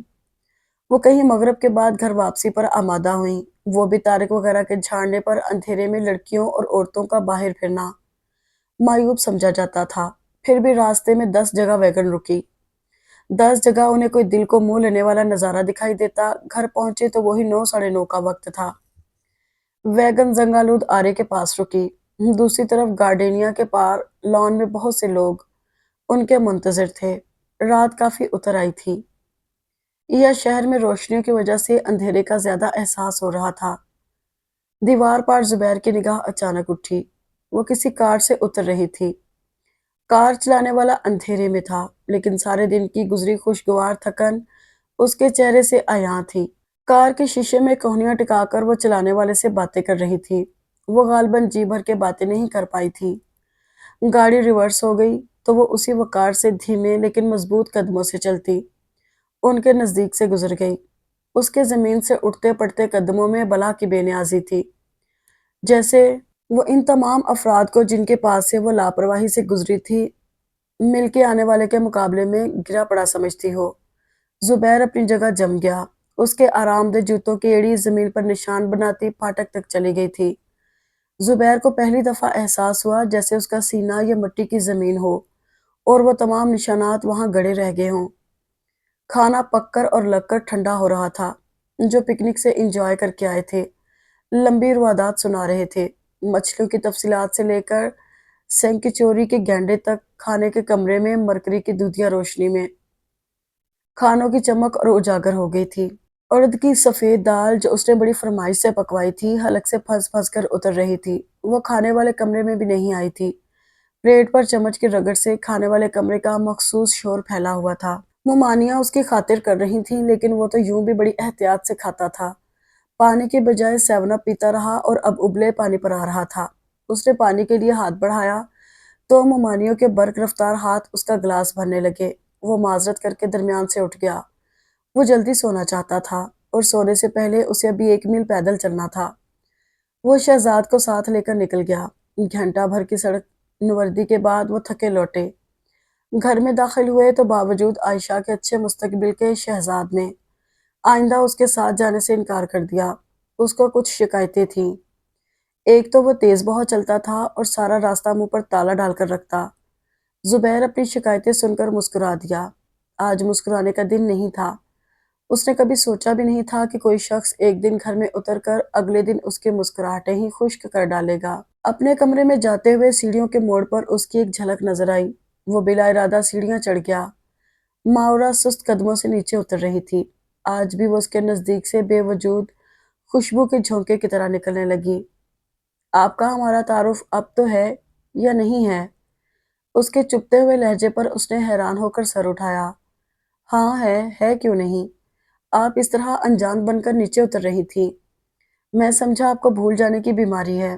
وہ مسکرا دی، جیسے مخاطب کو بے وقوف سمجھ رہی ہو یا لا علم۔ تاہم یہ طے شدہ بات ہے کہ آپ کو نہیں بھولی۔ اوہ، اس کے لیے مجھے کس کا ممنون ہونا چاہیے؟ آپ کا یا کسی ایسی یادداشت کا جس نے آپ کو بھولنے نہیں دیا؟ آپ کو تو کوئی بھی نہیں بھولا۔ آپ نے اندازہ کر ہی لیا ہوگا۔ اوپر والے کوریڈور کی روشنی میں ماورا کا چہرہ نہا رہا تھا۔ اجلا اجلا شفاف چہرہ، ایسی پرسکون اور سادہ مسکراہٹ۔ زبیر نے سوچا بھی نہیں تھا کہ اس کے منہ سے کیا نکلے گا اور کس انداز میں۔ آپ پکنک پر نہیں گئیں؟ اس کا چہرہ سرخ رنگ کی زد میں آ گیا۔ آپ پکنک وغیرہ کے بڑے شوقین لگتے ہیں۔ اس کا مطلب آپ کا دن اچھا گزرا۔ میرا دن یقینی اچھا گزرتا اگر آپ بھی چلتی۔ وہ ایک لمحے کو سٹپٹا گئی۔ فارن پلٹ لوگوں کے ساتھ یہ بڑی مشکل ہوتی ہے۔ وہ منہ پھٹ ہوتے ہیں اور سادگی دوستی میں ایسی باتیں منہ سے بک دیتے ہیں جو عزت وقار کے چاہے منافی ہوں۔ وہ چپکی رہ گئی، ذرا سے ستے ہوئے چہرے کے ساتھ۔ وہ اس آدمی کو مایوس نہیں کرنا چاہتی تھی۔ اس کی یادوں میں بہت سی گھڑیاں اس کی صحبت میں خوشگوار کٹی تھیں۔ وہ ٹھہری نہیں، اسی طرح سیڑھیاں اترتی نیچے آ گئی۔ اچھا، اس نے گردن گھما کر اسی سیڑھی پر جمے شخص سے زیر لب کہا۔ کیا اچھا؟ وہ اچھا کا مطلب سمجھنا چاہتا تھا، لیکن وہ نظروں سے اوجھل ہو گئی۔ کتنی ہی دیر وہ سیڑھیوں کی ریلنگ سے لٹکا اپنے سینے پر اٹکے قدموں کے نشانات پر چلتا رہا۔ اپنے کمرے کے کھلے دروازے سے منجلی ممانی فق کھڑی اسے دیکھ رہی تھی۔ یہ دوسری مرتبہ ہے۔ وہ ایسا نہیں ہونے دیں گی۔ گو وہ اس جیسی دل موہ لینے والی اور لچھے دار گفتگو نہیں کر سکتی تھی، لیکن رات کی بے خوابی کے نتیجے میں زبیر ناشتے پر لیٹ ہو گیا۔ وہ جھنجھلا گیا۔ اس کی زندگی بڑی لگی بندھی تھی۔ وہ نظام الاوقات میں یہ تبدیلیاں برداشت نہیں کر پا رہا تھا۔ وہ ان جذبوں پر بھی جھنجھلا گیا جو بند توڑ کر بہتے جا رہے تھے۔ منجلی مومانی نے اس کا دروازہ کھٹکھٹایا۔ ان کی صورت سے ہی پریشانی مترعش تھی۔ میں تو ڈر گئی۔ میں نے کہا پتہ نہیں زبیر کیوں نہیں جاگتا۔ بہتیرا کہا عائشہ سے جا کر پوچھ لے، پر کہنے لگی شرم آتی ہے۔ ہار کر خود آئی۔ شرم؟ ہائے، کل تک تو وہ اچھی بھلی تھی۔ یہ رات رات میں شرم کہاں سے آ گئی؟ وہ تھوڑا حیران ہوا، لیکن ابھی مکمل طور پر حیران بھی نہیں ہو پایا تھا کہ منجلی مومانی نے فکرے تاک تاک کر اچھالنے شروع کر دیے۔ سچی بات، ہماری بیٹیوں میں تو شرم و حیا ہے۔ اب تم ہی دیکھ لو، کتنے دن سے آئے ہوئے ہو، کبھی ہوا پٹر پٹر باتیں بنائی ہوں۔ اور بھی بہتیرے رشتے کے بھائی ہیں، لیکن نہ، بس کام کی بات ہوئی تو کی، نہیں تو نہ کی۔ اور کیوں نہ ہو بھئی، ایک خون ہے، جو تمہارا وہ ہمارا۔ اب ماورا کو لو، کون جانے کس کی اولاد ہے۔ مرحومہ اکو نے تو زبان کھول کر نہ دی۔ ہاں، یہ سچ ہے کہ گناہ خوبصورت ہوتا ہے، سو وہ بھی حسین ہے، میں مانتی ہوں۔ وہ رک گئیں۔ وہ زیادہ سے زیادہ یہی سوچ سکتی تھی۔ ماورا اپنی صورت کا چاند دکھا کر ہمیشہ باقیوں کے نمبر کاٹتی آئی ہے، لیکن یہ موقع ایسا نہیں تھا۔ اب وہ کھونے نہیں دیں گی۔ پر سوچو زبیر، خالی حسن کو کوئی شہد لگا کر چاٹے، نہ سلیقہ، نہ ہنر، نہ شرافت، اور سچی بات، یہ رات بھر باہر رہنا، ہفتہ ہفتہ بھر گھر نہ آنا، کون ہے جو پوچھے؟ نہ ماں نہ باپ، جو ہم روک ٹوک کرے تو ہم برے۔ وہ ننھے بچوں کی طرح ٹارگٹ پر تیر چلا رہی تھی، کوئی لگ گیا، کوئی ادھر ادھر نکل گیا۔ ناشتہ کر لے چاند، انہوں نے اس کے بالوں میں انگلیاں پھیری۔ کب سے عائشہ باورچی خانے میں تیار کر کے بیٹھی ہے۔ وہ باہر چلی گئی اور زبیر ابلتے دماغ کو شاور سے ٹھنڈا کرتا رہا۔ پانی کی نرم اور ٹھنڈی پھواریں اس کا سکون اجاڑتی رہیں۔ وہ وہاں بھی شادی کر سکتا تھا، وہاں بھی حسن کی بہتات تھی، امڑتا ابلتا حسن، لیکن وہ گٹھی کے ساتھ پیے گئے عصمت کے آبدار موتی والے فلسفے سے ایسا چمٹا تھا کہ اس چکا چوند میں لمحہ بھر کو جینا لگا پایا۔ امام اختر اسے جانتے تھے، انہوں نے اسی لیے اسے آشیانہ بھیج دیا تھا۔ وہ نقلی چیزوں کا خریدار نہیں تھا، وہ یہاں سے کھوٹا سودا خریدنے نہیں آیا تھا۔ ہمیشہ کی طرح باتھ روم میں آدھا گھنٹہ گزار کر وہ واپس آیا تو تازہ دم اور بشاش تھا۔ ناشتے کے بعد اس نے کچھ وقت نانا ابا کے پاس گزارا۔ نہیں نہیں، نانا ابا اسے دیکھتے ہی گھبرا گئے۔ تمہیں پتا ہے میں کمزور آدمی ہوں، بوڑھا ہو گیا ہوں، مجھ میں طاقت نہیں۔ اس سے تو اچھا ہے تم اس کو کہو یہاں سے چلا جائے، اکو کے بھائی اسے مار دیں گے۔ وہ کون تھا نانا ابا؟ کون؟ کون؟ جاؤ یہاں سے، میں چھڑی سے ماروں گا۔ وہ غصے میں بھر گئے۔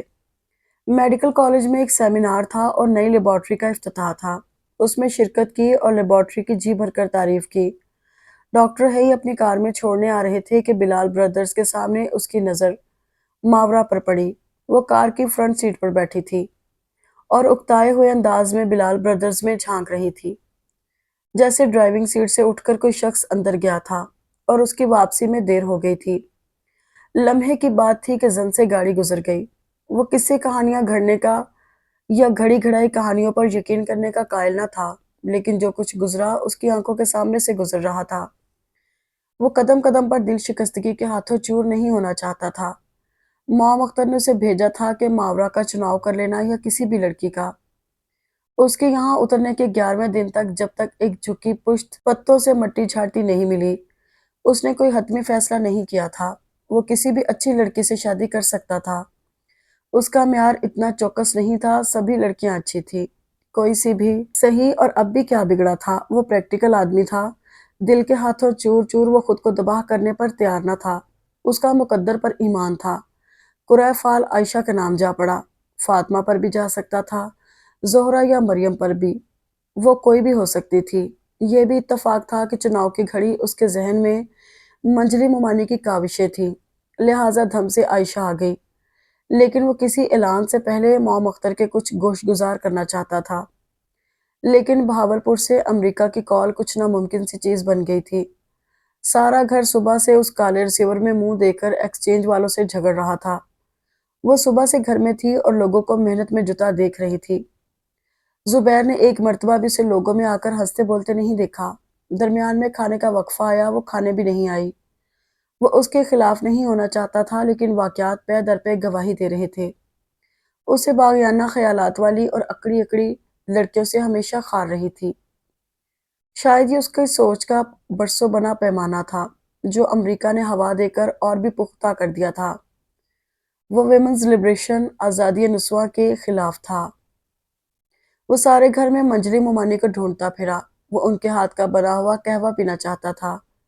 صرف 2 ہی روز میں اس کا رجحان واضح ہو کر سامنے آ گیا تھا۔ اتنے دن سے جو لوگ گو کی کشمکش میں تھے، اسے کسی کروٹ بیٹھتا دیکھ کر پرسکون ہو گئے۔ کسی نے اسے بتایا کہ انہیں باورچی خانے کے سمت جاتے دیکھا گیا ہے۔ اسے لمبا صحن عبور کر کے اس سمت آنا پڑا۔ ماسی سینا ابھی روٹیاں پکا رہی تھی۔ دیمک معراج وغیرہ وہیں بیٹھے دال کے پیالے میں روٹی بھگو بھگو کر کھا رہے تھے۔ وہ ان کے نوکروں کے اور مالک کے درمیان تعلقات پر اثر انداز نہیں ہونا چاہتا تھا۔ جالی کا دروازہ کھول کر وہ اندر آیا۔ ایک لمحے کے لیے دروازہ اس کے ہاتھ سے نکل گیا۔ پٹاخ کر کے وہ چوکھٹ سے بجا۔ وہ حیران نظر نہیں آنا چاہتا تھا، لیکن ارادوں کے معاملے میں وہ بالکل بے بس ہو گیا تھا۔ باہر سورج آگ برسا رہا تھا اور نیم خنک اندھیرے میں لمبی سی لمبوتری میز کے ایک کونے میں ٹکی وہ اداسی سے نوالے توڑتی دکھائی دی۔ اس کے سامنے چنے کی دال کا ایک پیالہ رکھا تھا۔ اس نے برق رفتاری سے پیالے کو روٹی سے ڈھانپ لیا۔ اس کے ہاتھ کانپ رہے تھے۔ وہ خفت چھپانے کو مسکرا دی۔ مل گیا ٹیلی فون؟ زبیر نے کھانے کی میز دیکھی نہ ہوتی تو اسے حیرت نہ ہوتی۔ وہ یہاں سے وہاں تک ڈونگوں اور ڈشوں سے بھری ہوئی تھی۔ اتنا کھانا تو ہفتہ بھر کے لیے کافی لگ رہا تھا۔ اچانک ہی پینٹری کا دروازہ کھول کر منجلی مومانی اندر آ گئی۔ ان کے ہاتھوں میں پولی تھین کے تھیلے تھے، صرف ایک اچڑتی نگاہ انہیں معاملے کی اول سے آخری تہہ تک پہنچا دیتی تھی۔ انہوں نے زبیر کی نگاہیں ماورا کے تعاقب میں اٹھتی بھی دیکھی تھی اور جھکتی بھی۔ انہوں نے اسے اپنے پیچھے پیچھے بھی پھرتے دیکھا تھا، کسی فیصلہ کن ارادے کے بغیر۔ وہ اسے یوں گنوانا نہیں چاہتی تھی۔ ہاں جانو، تو اتنی دھوپ گرمی میں جو چل کر آیا ہے، مجھے بلوا لیا ہوتا۔ یہ سارے نمک حرام کس لیے روٹیاں کھا کر پل رہے ہیں؟ کسی سے کہا ہوتا۔ ایک لمحے کے لیے زبیر سبز چائے کے طلب بھول گیا تھا۔ اس کی نگاہ دو سفید ہاتھوں کی اوٹ میں چھپے سالن کو جھانک رہی تھی۔ منجلی مومانی نے مہلت نہیں دی، اسے کوہنی سے پکڑا اور دلار بھرے فکرے بولتی برآمدے کی 3-4 سیڑھیاں اتر گئی تھی۔ ماورا نے روٹی اور ہاتھوں کے چھجے سے پیالہ ہٹا لیا۔ وہ اب تک اس کے اچانک اندر آنے اور بغیر جواب دیے چلے جانے پر حیران سی تھی۔ منجلی مومانی گرم لوہے پر چوٹ مارنا جانتی تھی۔ لوہا ٹھنڈا ہو جاتا تو ہاتھ توڑنے کا فائدہ۔ بیٹا زبیر، وہ گھٹنوں کو ہاتھوں کا سہارا دے کر چارپائی پر جمتے ہوئے بولی، کتنے دن سے تم سے ایک بات کہنے کو سوچ رہی تھی۔ کسی دن تم کو فرصت ہو تو۔ میں بالکل فارغ ہوں۔ حالانکہ وہ تھوڑی دیر آرام کر کے سیمینار کے لیے لیکچر تیار کرنا چاہتا تھا۔ وہ دائیں بائیں دیکھنے لگی، جیسے بات کرنا بھی چاہتی ہوں اور چھپانا بھی۔ ہمارے حالات تم سے چھپے نہیں۔ کیا کہوں، خود بھی بیٹی والی ہوں، زبان کھولتے خوف آتا ہے۔ خدا کسی کا کیا کسی کے آگے نہ لائے۔ آکی نے جو کچھ کیا وہ بھائیوں کے منہ پر کالک مرنے کو تھوڑا تھا۔ اس پر ستم ڈھانے کے لیے ہمارے سر پر ماورا چھوڑ دی۔ آکی خالہ نے کیا کیا تھا؟ وہ گھر کے رازوں سے دور تھا۔ اے چھوڑو، گڑے مردے اکھاڑنے سے کیا حاصل؟ اور سچی بات، مردے کو تو جب یاد کرو اچھے انداز میں، تعریف سے، بخشش کر کے۔ میں تو ماورا کی بات کر رہی تھی۔ اکو 4 سال کا چھوڑ کر مری تھی، جب سے ماموں پال رہے ہیں کہ نہیں؟ اور ماموں کو یہ اجر دیا اس نے، جہاں 4 لوگوں میں بیٹھی اور لگی بدنام کرنے۔ سچی بات، ہمیں تو پتہ نہیں کہاں جاتی ہے کہاں سے آتی ہے۔ یہ تو نانا کے سر چڑھی ہوئی تھی، ڈھیل دے دے کر برباد کر دیا۔ ان کے اپنے حواس تو مختل ہو گئے، یہ بالکل ہی کھل گئیں۔ سچی بات، میں نے تو اپنے بیٹوں کو منع کر دیا ساتھ اٹھنے بیٹھنے سے، تہمت لگے تو وہ معصوم رگڑ میں آ جائیں گے۔ اب کھانا ہی دیکھ لو، ہمیشہ باہر کا ہی کھاتی ہیں، گھر کا پکا پسند نہیں۔ اب جو سب کھا چکے تو آئے گئے کو دکھانے کو مظلوم بن بیٹھی۔ میں تو بچا ہوا تمہارے سامنے ہی فریز کر کے آ رہی تھی، آدھی نات اتنی کہ ذرا گرم نہیں کر سکتی۔ بیٹھی ماسی سینا کی دال کھا رہی تھی اور اسی کے پیالے میں یہ سینا بھی انہیں کچھ زیادہ ہی سر چڑھا رہی ہے۔ بڑھاپے کا لحاظ نہ ہوتا تو نکال باہر کرتی۔ وہ ماموں اختر کا تربیت یافتہ تھا، وہ کسی پر الزام تراشی نہیں کرتے تھے۔ انہوں نے ہمیشہ اکو خالہ کا نام بڑے احترام سے لیا تھا۔ وہ منجلی مومانی کی لمبی چوڑی تقریر سے شبے میں پڑ گیا۔ اس نے تہیہ کر لیا، وہ اس کا تعاقب کرے گا اور حقیقت کا سراغ لگا کر ہی چین لے گا۔ وہ اتنی صورتیں دیکھ بیٹھا تھا، اب کسی صورت دھوکہ نہیں ہوتا تھا۔ اس کے انداز میں جس درجے کی بے نیازی اور وقار ہے، اور حسن کا روب گھن گرج سے برستا ہے، وہ منجلی مومانی کے بقول آوارہ لڑکیوں کا شیوا نہیں ہو سکتا۔ وہ گھر کے بارے میں کسی اور سے استفسار کرتا تو بیکار جاتا۔ یہ گھر کے کسی فرد کی ڈکٹیشن تھی۔ پھر سچائی کیا ہے، اور بطور خاص اسے راز کیوں رکھی جا رہی ہے؟ پہلے دن اس نے خاموشی سے اس کا جائزہ لیا۔ وہ باہر جانے کے لیے تیار ہو رہی تھی، اسے جلدی ضرور تھی، لیکن انداز میں بے توجہی تھی۔ وہ سادہ کپڑوں میں تھی، سادہ جوتوں کے ساتھ بالوں کو سمیٹ کر ایک بکل سے باندھ لیا تھا۔ وہ ابھی چوراہے تک بھی نہیں پہنچی تھی کہ زبیر کی گاڑی نے آ لیا۔ وہ فٹ پاتھ پر سکون سے جا رہی تھی، مسلسل ہارن سے ڈسٹرب ہو گئی۔ اوہ، واضح طور پر اسے اس کی موجودگی ناگوار گزری تھی۔ میں آپ کو ڈراپ کر دیتا ہوں۔ اس نے ڈٹائی کا مظاہرہ کرنے کا تہیہ کر لیا۔ وہ ہچکچائی۔ لاری اڈے تک جاؤں گی، آپ کسی رکشہ کے پاس روک دیجیے گا۔ وہ کچھ سوچتی ہوئی لگ رہی تھی اور اپنے اسی دھیمے پن میں بیٹھ کر پرس کا فیتہ مروڑنے لگی۔ اس نے گاڑی سٹارٹ کرنے سے پہلے ایک ایسی بھرپور نگاہ اس کی طرف پھینکی تھی کہ وہ لمحہ بھر کو خوفزدہ ہو گئی۔ وہ ہر روز ایک نئی نفرت سے روشناس ہوتی تھی۔ وہ نفرتوں سے ڈرتی نہیں تھی، وہ نئے کرب میں مبتلا تھی۔ بلدیہ کے دفتر تک کئی رکشہ والے پیڈلوں پر پیر ٹکائے خالی کھڑے اونگتے نظر آئے۔ اس نے یاد دہانی نہیں کرائی، وہ واضح طور پر اس کے سامنے بھی تھے، لیکن وہ تو بالکل چپ تھا۔ میونسپل کمیٹی سے وہ ہائی وے پر آ گیا۔ پاکستان میں گاڑی چلانا اس کے لیے کافی مشکل ہو رہا تھا، لیکن وہ بہت محتاط ثابت ہوا، زبان کے سلسلے میں بھی اور ڈرائیونگ کے سلسلے میں بھی۔ ماورا کے لیے یوں مارا باندھا بیٹھا رہنا مشکل تھا۔ اس نے یوں ہی کہہ دیا، یہ راستہ لاری اڈے کی طرف جاتا ہے۔ لاری اڈے سے آپ کہاں جائیں گی؟ اس کا لہجہ سنجیدہ اور سنگین تھا۔ ملتان، میں چھوڑ دیتا ہوں، وہ روکھے لہجے میں کہہ کر پھر گاڑی چلانے لگا۔ ماورا سخت لہجے میں کچھ کہنا چاہتی تھی، لیکن وہ اتنا سنجیدہ تھا کہ اسے چپ رہتے ہی بنی۔ کار تیزی سے جا رہی تھی، خشک اور ویران۔ ستلج کے پل سے گزرتے اس نے ماورا کی آواز سنی، عائشہ اچھی ہے، سنا ہے آپ اسے شادی کر رہے ہیں۔ وہ خبر کے عام ہونے پر چونک گیا۔ اس نے گاڑی چلاتے چلاتے نگاہ گھما کر اس کی طرف دیکھا۔ وہ ناراض ناراض سی تھی، جیسے اسے بدلے چکا رہی ہو۔ آپ سے کس نے کہا؟ کہتا کون ہے؟ بعض باتیں انسان کو اپنی ذاتی محنت اور مشقت سے معلوم کرنا پڑتی ہیں۔ ویسے اس میں تکلیف بھی ہوتی ہے، جیسے آج آپ میرا ٹھکانہ معلوم کرنے کے لیے تکلیف اٹھا رہے ہیں۔ گاڑی کے بریک زور سے چرچرائے۔ شاید کتا سامنے آ گیا تھا۔ زبیر کی پیشانی پر بل پڑ گئے۔ مجھے آپ کے ٹھکانے معلوم کرنے سے کیا دلچسپی ہو سکتی ہے؟ اس نے آواز میں لا تعلقی پیدا کرنے کی پوری کوشش کی۔ یہی تو میں آپ سے پوچھنا چاہتی ہوں، آپ کا اپنا کیا خیال ہے؟ کیوں؟ مجھے آپ سے عشق ہو گیا ہے؟ وہ سوال کر رہا تھا۔ نہیں، میرا ایسا کوئی خیال نہیں، اس نے مختصر جواب دے کر اپنی گردن گھما لی تھی۔ وہ باوجود شدید خواہش کے اس کے چہرے کا کوئی تاثر نہ دیکھ سکا۔ بہرکیف اتنی دیر اس نے خود پر قابو پانے میں لگائی۔ میں اپنے بارے میں بلا جواز لوگوں کی دلچسپی پسند نہیں کرتی۔ میں کیا کرتی ہوں، کہاں جا رہی ہوں، کہاں سے آتی ہوں، ایسے کسی سوال کا جواب آپ کو نہیں دوں گی، نہ آپ کو حق ہے۔ حق تو ہے خاتون، آپ بہرکیف اس سچائی سے تو منکر نہیں ہو سکتی کہ آپ سب کے ساتھ رہتی ہیں۔ سب سے مراد آپ کی ہونے والی بیوی، آپ ان کا مجھ سے پردہ کروا دیجئے۔ وہ اس کے لہجے کی تلخی پر ہنس دیا اور اس کا ہنسنا ہی اس کو تیلی دکھا گیا۔ میری سمجھ میں نہیں آتا کہ لوگ دوسروں کے بارے میں اتنے فکر مند کیوں رہتے ہیں۔ ممانیاں سارا دن کیا کرتی ہیں، ان کی بیٹیاں کہاں جاتی ہیں، کہاں سے آتی ہیں۔ جب مجھے کوئی دلچسپی نہیں تو آپ لوگ دلچسپی لینا کیوں بند نہیں کرتے؟ وہ تل ملا رہی تھی۔ اس نے گاڑی ڈرائیو کرتے اس کی طرف دیکھا۔ یہ بھی خوب رہی، لوگ ایک دوسرے کو محبتوں میں روکتے ٹوکتے ہیں، اگر وہ مجھے کہتے ہیں گرمی میں باہر نہ جاؤ تو میرے دشمن ہو گئے۔ آپ کا خیال ہے میں محبت اور نفرت میں تمیز نہیں کر سکتی؟ کر سکتی ہیں، وہ لاجواب ہو کر اس پہ سوال الٹا دیتا۔ اچھا بھی کر سکتی ہوں گی۔ آپ مجھے لوگوں میں بریکٹ نہ کیجئے، پہلے مجھے جان تو لیجئے۔ تیز لو اور گرمی کا جھونکا اندر آیا۔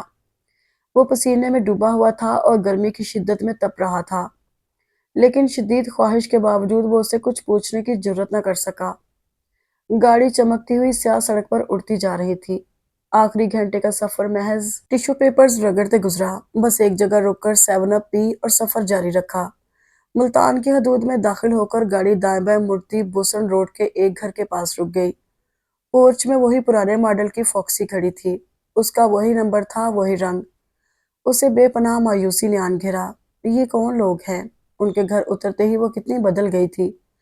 حشاش بشاش چہرہ، آنکھوں میں شگفتگی کے رنگ۔ وہ ایک ٹک اس کی طرف دیکھتا رہ گیا۔ وہ تلخ سی گستاخ باتوں والی لڑکی اس نے ہائی وے پر پھینک دی تھی۔ آپ اتریے، ہم آپ کو کولڈ کافی پلواتے ہیں۔ ہم؟ وہ اس کے ہم میں گردش کرتا رہا۔ اس دنیا میں آخر ایسا کون ہوگا جو اس کے ساتھ ہم کے مرتبے تک چلا جائے؟ اس نے کچھ کہے بغیر گاڑی ریورس کی۔ اسے واپس اسی ٹٹار گرمی اور لو کے بگولوں میں سفر کرنا تھا۔ ماورا رات کو واپس پہنچی تو گھر کی پہلی خبر یہ تھی کہ زبیر کو لو لگ گئی، اسے بخار ہو گیا تھا اور قے ہو رہی تھی۔ اس نے کھڑکی سے جھانکا، وہ چادر اوڑھے پڑا تھا، اسے ڈرپ لگی ہوئی تھی اور ایک مجمع اس کے گرد جمع تھا۔ وہ چپ چاپ ہٹ گئی۔ دوسری مرتبہ دیکھا تو وہ جاگ رہا تھا، لوگوں کا رش بھی کم تھا اور وہ مسکراتا ہوا باتیں کر رہا تھا۔ تیسری مرتبہ جھانک کر دیکھا تو گو رات آدھی سے زیادہ گزر چکی تھی، لیکن وہ تنہا تھا۔ وہ چپ چاپ اس کے پاس جا کھڑی ہوئی، پشیمان، افسردہ، مایوس۔ اس نے آنکھیں جھکا رکھی تھیں۔ وہ اسے اس وقت آتا دیکھ کر حیران رہ گیا تھا۔ وہ اپنی تمام تر خودداری تج کر آئی تھی، شرمندہ شرمندہ۔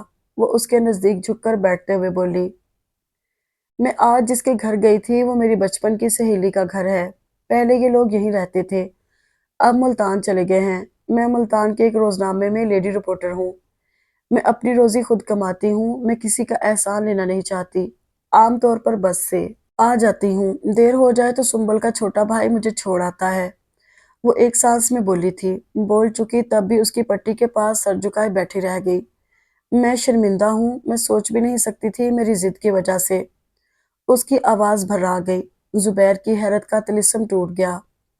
اس نے ڈرپ والا ہاتھ اوپر اٹھایا اور اس کے کانپتے ہاتھ پر ٹکا دیا۔ ماورا، ماورا، تمہارے اس احساس جرم نے مجھے خرید لیا ہے۔ وہ سیدھی ہوئی اور اپنا ہاتھ کھسکا کر جس تیزی سے آئی تھی اسی تیزی سے چلی گئی۔ صبح سے ڈاکٹر زبیر کے ہسپتال والے دوستوں کا تانتا بند گیا۔ گو لو کی شدت زیادہ نہیں تھی، لیکن مدافعت کی کمی کی وجہ سے اس نے اتنا اثر قبول کر لیا۔ وہ 3 دن 3 رات اے سی میں بند پڑا رہا۔ اس کا بخار تو صبح ہی ٹھیک ہو گیا تھا، لیکن احتیاط کے پیش نظر اسے باہر نکلنے کی اجازت نہیں تھی۔ نیم خوابیدی نیم بیداری میں اس کی پٹی پر جھکا ہوا سر خواب تھا یا وہمہ تھا، اس کے یقین میں دراڑیں ڈال رہا تھا۔ اگر اس نے بخار کی شدت میں خواب نہیں دیکھا تھا تو وہ دوبارہ کیوں نہیں آئی؟ کزنز سب سے پاورفل ایمپلیفائی پر انگلش کیسٹ سناتے رہے، سارا دن ٹی وی پر جیری اینڈ ٹائم سیریز دکھاتے انگلش کارٹون۔ اسے ان کی محبت پر شبہ نہیں تھا، لیکن وہ کھلونوں سے بہل نہیں رہا تھا۔ اسے یقین کی ضرورت تھی، اور یقین اس کا ختم ہو رہا تھا۔ وہ وہی تھی، اس کے شب و روز وہی تھے۔ شام پڑے آئی، الگ تھلگ کھاتی، الگ تھلگ اٹھتی بیٹھتی۔ 5 دن یا 6 دن کے بعد وہ بوسن روڈ کے گھر کے پورچ میں کھڑا تھا۔ وہ کسی کو نہیں جانتا تھا، لیکن لو کے اگلے دورے کا رسک نہیں چاہتا تھا۔ اس نے جھجکتے ہوئے قدم اٹھائے اور بیل دبا ہی دی۔ اب جو ہو سو ہو، وہ کفن تو باندھ ہی آیا تھا۔ دروازہ کھولنے والی لڑکی نے استجابی انداز میں جھانکا، جی فرمائیے۔ وہ مجھے ماورا بی بی کا پتہ کرنا تھا۔ وہ جھجکا، ماورا؟ حیرت سے اس کی پیشانی شکن آلود ہو گئی۔ آپ ماورا کو؟ اوہ، تب آپ ڈاکٹر زبیر ہوں گے۔ اس کے چہرے سے سارے توہمات دور ہو گئے، سارے شکن صاف ہو گئے۔ زبیر سنجیدہ مزاج تھا، دل میں خوشگوار دھڑکنیں اور ان کے اضافے کے بارے میں اس کا کوئی تجربہ نہیں تھا، لیکن اپنے غائبانہ تعارف پر یہ دھڑکتے رنگ ایک لمحے کے لیے اس کے چہرے پر پھیل گئے۔ ارے آپ تو باقاعدہ بلش کر رہے ہیں۔ وہ بلا سبب ہنس رہی تھی۔ وہ اس وقت تو آفس ہوتی ہیں، ہاں 1 بجے لنچ پر آئیں گی اگر آپ انتظار کر لیں۔ 1 بجے؟ میرا خیال ہے میں چلتا ہوں۔ وہ گھبرانے لگا۔ یہاں تک بھی وہ بغیر کسی پروگرام کے پہنچ گیا تھا، اور ماورا جیسی لڑکی کا کوئی بھروسہ بھی نہیں جو اچھی بھلی عزت خاک میں ملا دے۔ وہ پلٹنے والا تھا کہ اس کے ارادوں کو خاک میں ملانے۔ اس کی امی آ گئیں اور اس کے ابو اور اس کا چھوٹا بھائی۔ وہ یوں ہی گھبرایا ہوا تھا، ورنہ اس کے انداز پر کسی کو شبہ نہیں تھا۔ ابا کسی ٹیکسٹائل مل میں لیگل ایڈوائزر تھے، امی ماورا اور سنبل کی دوستی کی خیر خواہ تھیں۔ چھوٹا بھائی بوسن روڈ کالج میں پڑھ رہا تھا۔ وہ ان سب سے ہر موضوع پر بات کر چکنے کے باوجود 1 بجانے سے قاصر تھا۔ ابا لنچ بریک میں آئے تھے، جلدی چلے گئے۔ بھائی کو دوست بلا کر لے گیا۔ وہ خواتین میں گھرا خود کو اکھڑا اکھڑا سا محسوس کر رہا تھا۔ سنبل ہنسمکھ تھی۔ وہ جب بھی میدان صاف دیکھتی، موقع محل کے حساب سے ایک شعر سنا جاتی۔ آپ کی ماورا سے ملاقات ہوگی نا، تو سب سے پہلے ایک شعر سنائیے گا۔ تھیٹر دیکھا ہے کبھی؟ ایک ہاتھ دل پر، ایک آسمان پر، ایک گھٹنا سیدھا، ایک زمین پر ٹیک کر، سمجھ آئی؟ امی کمرے میں آتی تو سنجیدہ ہو جاتی، پھر کہتی، اچھا آپ گائیے گا، میرے دل کو بھایا ہے ایک اخبار والا۔ نہیں تو یہ بھی مناسب رہے گا، تو میرا ہیرو ہے تو میرا۔ نہیں یہ رہنے دیں، یہ زیادہ گھٹیا ہو جائے گا، وہ پہلے والا ٹھیک ہے۔ وہ اس نٹکھٹ لڑکی سے بوکھلا گیا تھا۔ یہ پہلے ملاقاتی تھے جنہوں نے امریکہ جانے کے لیے اس کی مدد طلب نہیں کی۔ خالص گھریلو ماحول جسے وہ بہاولپور کی گلیوں میں کھوایا تھا، یہاں وافر تھا۔ سنبل کی امی، جنہیں وہ کوشش کے باوجود آنٹی نہ کہہ سکا، ٹماٹر اور کریلے وہیں لے آئی تھی۔ اسے مزے مزے کی باتیں کرتی اور کریلے چھیلتی جا رہی تھی۔ انہوں نے باتوں باتوں میں اس کی پسند اگلوا لی تھی۔ وہ قیمہ بھرے کریلے اور سادہ آلو گوشت کھانا چاہتا تھا۔ میٹھے میں سے فرنی اچھی لگتی تھی، لیکن کسی ماہوار تنخواہ پانے والے باورچی کی نہیں، کسی پیار بھرے ممتا کے ہاتھوں کی۔ انہوں نے سنبل کو بھی باورچی خانے میں روک رکھا تھا۔ وہ دودھ میں چاول ڈال کر چمچ چلا رہی تھی۔ ان کے گھر کی سادہ سی بیٹھک سے باورچی خانے کا منظر صاف نظر آ رہا تھا۔ خالہ لپک جھپک کام کر رہی تھی، پھر وہ اس کے پاس آ کر کچھ کہتی، کبھی اخبار رسالہ تھما دیتی۔ سنبل آتی تو کشن گود میں رکھ کر اپنی سہیلی کی تعریف میں زمین و آسمان کے کلابے ملانے لگتی۔ وہ جناب کسی کا احسان نہیں لیتی، خود کماتی ہے، خود نہ کمائے تو گھر والے اسے دھکے دے کر نکال دیں۔ زبیر بھائی، یہ آپ کے گھر والے اس قدر ذلیل کیوں ہیں؟ یہ تو ماورا کا حوصلہ ہے جو انہیں برداشت کرتی ہے۔ میں ہوتی تو اس گھر میں ایک دن نہ رہتی، حالانکہ اسے کوئی محتاجی بھی نہیں، اتنی تو قابل ہے۔ ابھی پچھلے دنوں اسلام آباد میں جو جرنلسٹوں کا کنونشن ہوا تھا نا 10 روزہ، اس میں بھی اس نے شرکت کی تھی۔ جناب وہ بہت بڑی آدمی ہے، آپ لوگ انسان ناشناس ہیں، اس کی قدر نہیں کرتے۔ بڑی زبان چلتی ہے سنبل، خالہ ناراض ہو کر آواز دیتی۔ میں نے تم سے کہا تھا فرنے میں مسلسل چمچ چلانا ہے، 1 منٹ کے لیے نہیں چھوڑنا۔ سنبل دوڑتی ہوئی باورچی خانے میں گئی تو وہ میکانکی انداز میں چلتا اس کے پیچھے برآمدے میں آیا۔ برآمدے سے باورچی خانے، وہ یہاں وی آئی پی نہیں تھا، یہاں کسی کا مفاد اس سے وابستہ نہیں تھا، کسی کو اسے محبتوں کے اظہار کے لیے پاپڑ نہیں بیلنے پڑے۔ وہ باورچی خانے سے اندر داخل ہوا تو ایک چوکی اس کی نظر کر دی گئی۔ وہ پتلون کے پائنچے اٹھا کر وہیں بیٹھ گیا۔ خالہ دہی میں ڈالنے کے لیے پکوڑیاں تل رہی تھیں۔ وہ پلیٹ سے پکوڑیاں اٹھا اٹھا کر کھاتا جا رہا تھا اور سوں سوں کرتا جا رہا تھا۔ سنبل نے یک ٹھنڈا گلاس اس کے سامنے رکھ دیا۔ وہ ہنس ہنس کر دوہری ہو رہی تھی۔ ماورا اندر داخل ہوئی اور ساکن کھڑی رہ گئی۔ وہ یہاں کا برسوں پرانا باسی لگ رہا تھا، جیسے ایک مدت پردیس میں لگا کر آج ہی گھر لوٹا ہو۔ زبیر کا گلاس منہ کو لگا رہ گیا۔ وہ کتنی دیر سے اس صورتحال کو ٹالنے کی کوشش کر رہا تھا۔ ماورا خفیف ہو گئی، چہرے پر بکھر آنے والے بالوں کو سمیٹتی وہ دوسری چوکی کو گھسیٹ کر آ بیٹھی۔ میں نے آپ کے گھر پر آپ کی غیر موجودگی میں قبضہ کر لیا۔ خالی جگہ پر تو بہت قبضہ کرتے ہیں۔ سنبل چپ نہ رہ سکی۔ چل ہٹ، خالہ نے جھڑکا، کتنی تیری زبان چلتی ہے؟ جا بیٹی تو منہ ہاتھ دھو، چھٹی کا وقت نکل جائے گا۔ وہ منہ دھو کر آئی تو تازہ دم تھی، سنبل کی ہنسی نہیں تھم رہی تھی۔ وہ ان دونوں کی طرف سے کسی ڈرامائی مکالمے کی منتظر تھی، لیکن وہ دونوں تو ایک دوسرے سے ڈرے ہوئے لگ رہے تھے۔ آپ روزانہ یہی والا کھانا کھاتی ہیں؟ ماورا نے آنکھیں اٹھائیں۔ وہ اب تک اس کی آمد کا مقصد نہیں سمجھ پائی تھی۔ ہاں تو آپ کے اخبار میں میرے لیے کوئی جگہ خالی نہیں ہوگی؟ خالہ خوشی سے ہنسنے لگیں۔ ان کی محنت رائیگاں نہیں گئی تھی، وہ ان کے ہاتھ کا پکا بڑی رغبت سے کھا رہا تھا۔ لیکن ماورا جھمپی جھمپی سی تھی۔ وہ لنچ ٹائم گزار کر اٹھنے لگی تو وہ بھی کھڑا ہو گیا۔ آپ کو آفس چھوڑ آؤں؟ باہر گرمی ہے۔ وہ مسکرایا۔ اتنے احساس کا بہت شکریہ، لیکن میں ٹھنڈی کار میں سفر کروں گا، آفس یہاں سے پیدل کا راستہ ہے۔ وہ چپ ہو گئی۔ میں روزانہ اسی طرح آنے جانے کی عادی ہوں۔ سنبل گرم قہوے کی 2 پیالیاں سجا لائی۔ آپ نے وہ تمام مکالمے بول دیے نا جو میں نے سکھائے تھے؟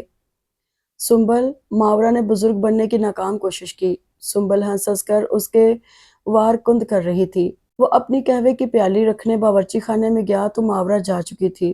اس کو سنبل کے ساتھ سانپ سیڑھی کھیلنے پر بھی کوئی اعتراض نہ تھا۔ خالہ نے دوپٹے کی گول گول اینڈ ویسی بنائی اور تکیہ کی جگہ رکھ کر وہیں قالین پر سو گئیں۔ یہی بیٹھک تھی، یہی نشستگاہ، یہی مہمان خانہ اور یہی پرسکون خانہ تھا۔ اسے اندیشہ تھا ماورا اپنی بدتمیزی کا مظاہرہ کرتے ہوئے وہیں سے واپس چلی جائے گی، لیکن وہ 5 بجے سے پہلے ہی واپس آ گئی۔ وہ شش و پنج میں مبتلا تھی۔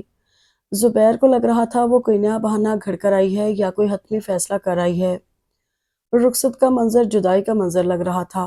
باوجود زبیر کے پکے وعدوں کے انہیں ذرا بھی اس کی یہاں دوبارہ آمد متوقع نہیں تھی۔ سنبل حسب عادت ماورا کو پٹیاں پڑھا رہی تھی، سبق سکھا رہی تھی اور اس کے گھورنے اور پاؤں بچانے کو نہایت بیکار شغل سمجھ کر نظر انداز کر رہی تھی۔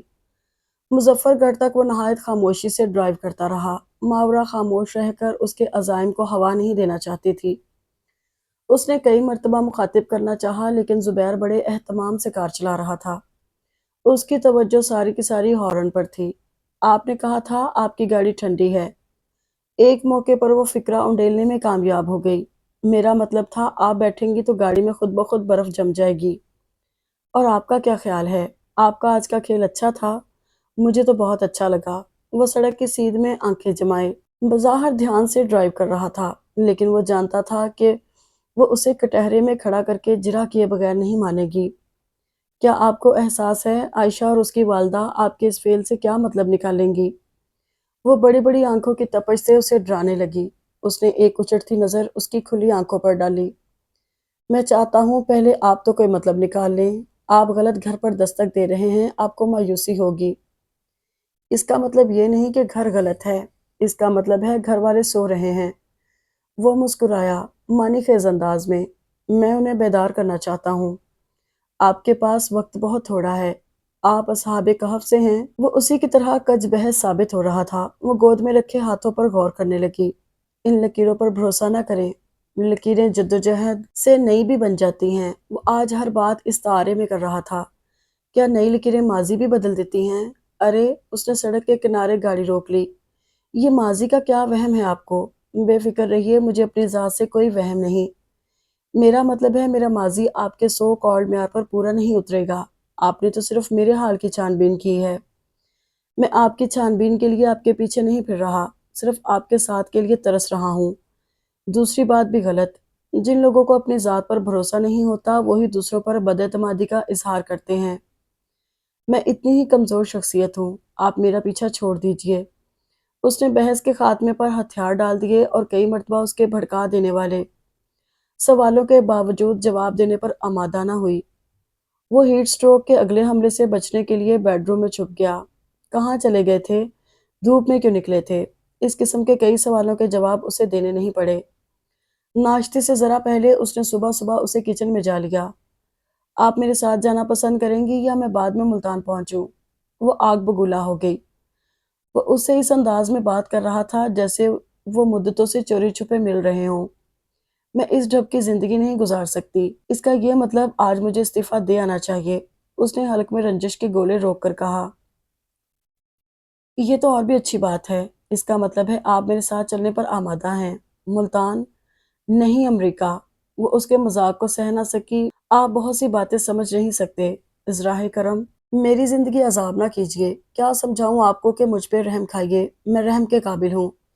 وہ منجلی مومانی نے باورچی خانے میں قدم رکھا اور فک رہ گئی۔ وہ صرف لفظوں پر غور کر رہی تھی، نہ انداز نہ لہجے۔ ان کی آنکھوں سے نکلتے شرارے ماورا کو بھی محفوظ نہ رکھ سکے۔ لیکن زبیر انجان تھا۔ ماورا کے عدلتے بدلتے رنگوں سے خط اٹھاتے وہ سارے کام چھوڑ کر بڑی دلچسپی سے اسے دیکھ رہا تھا۔ اس نے اپنے پیچھے دروازہ کھلنے کی آواز سنی، نہ واپس بند ہونے کی۔ نہ وہ ماورا کے سہم جانے سے فکر مند تھا۔ وہ ماورا کے جانے کے بعد روزمرہ کی مصروفیات میں لگ گیا۔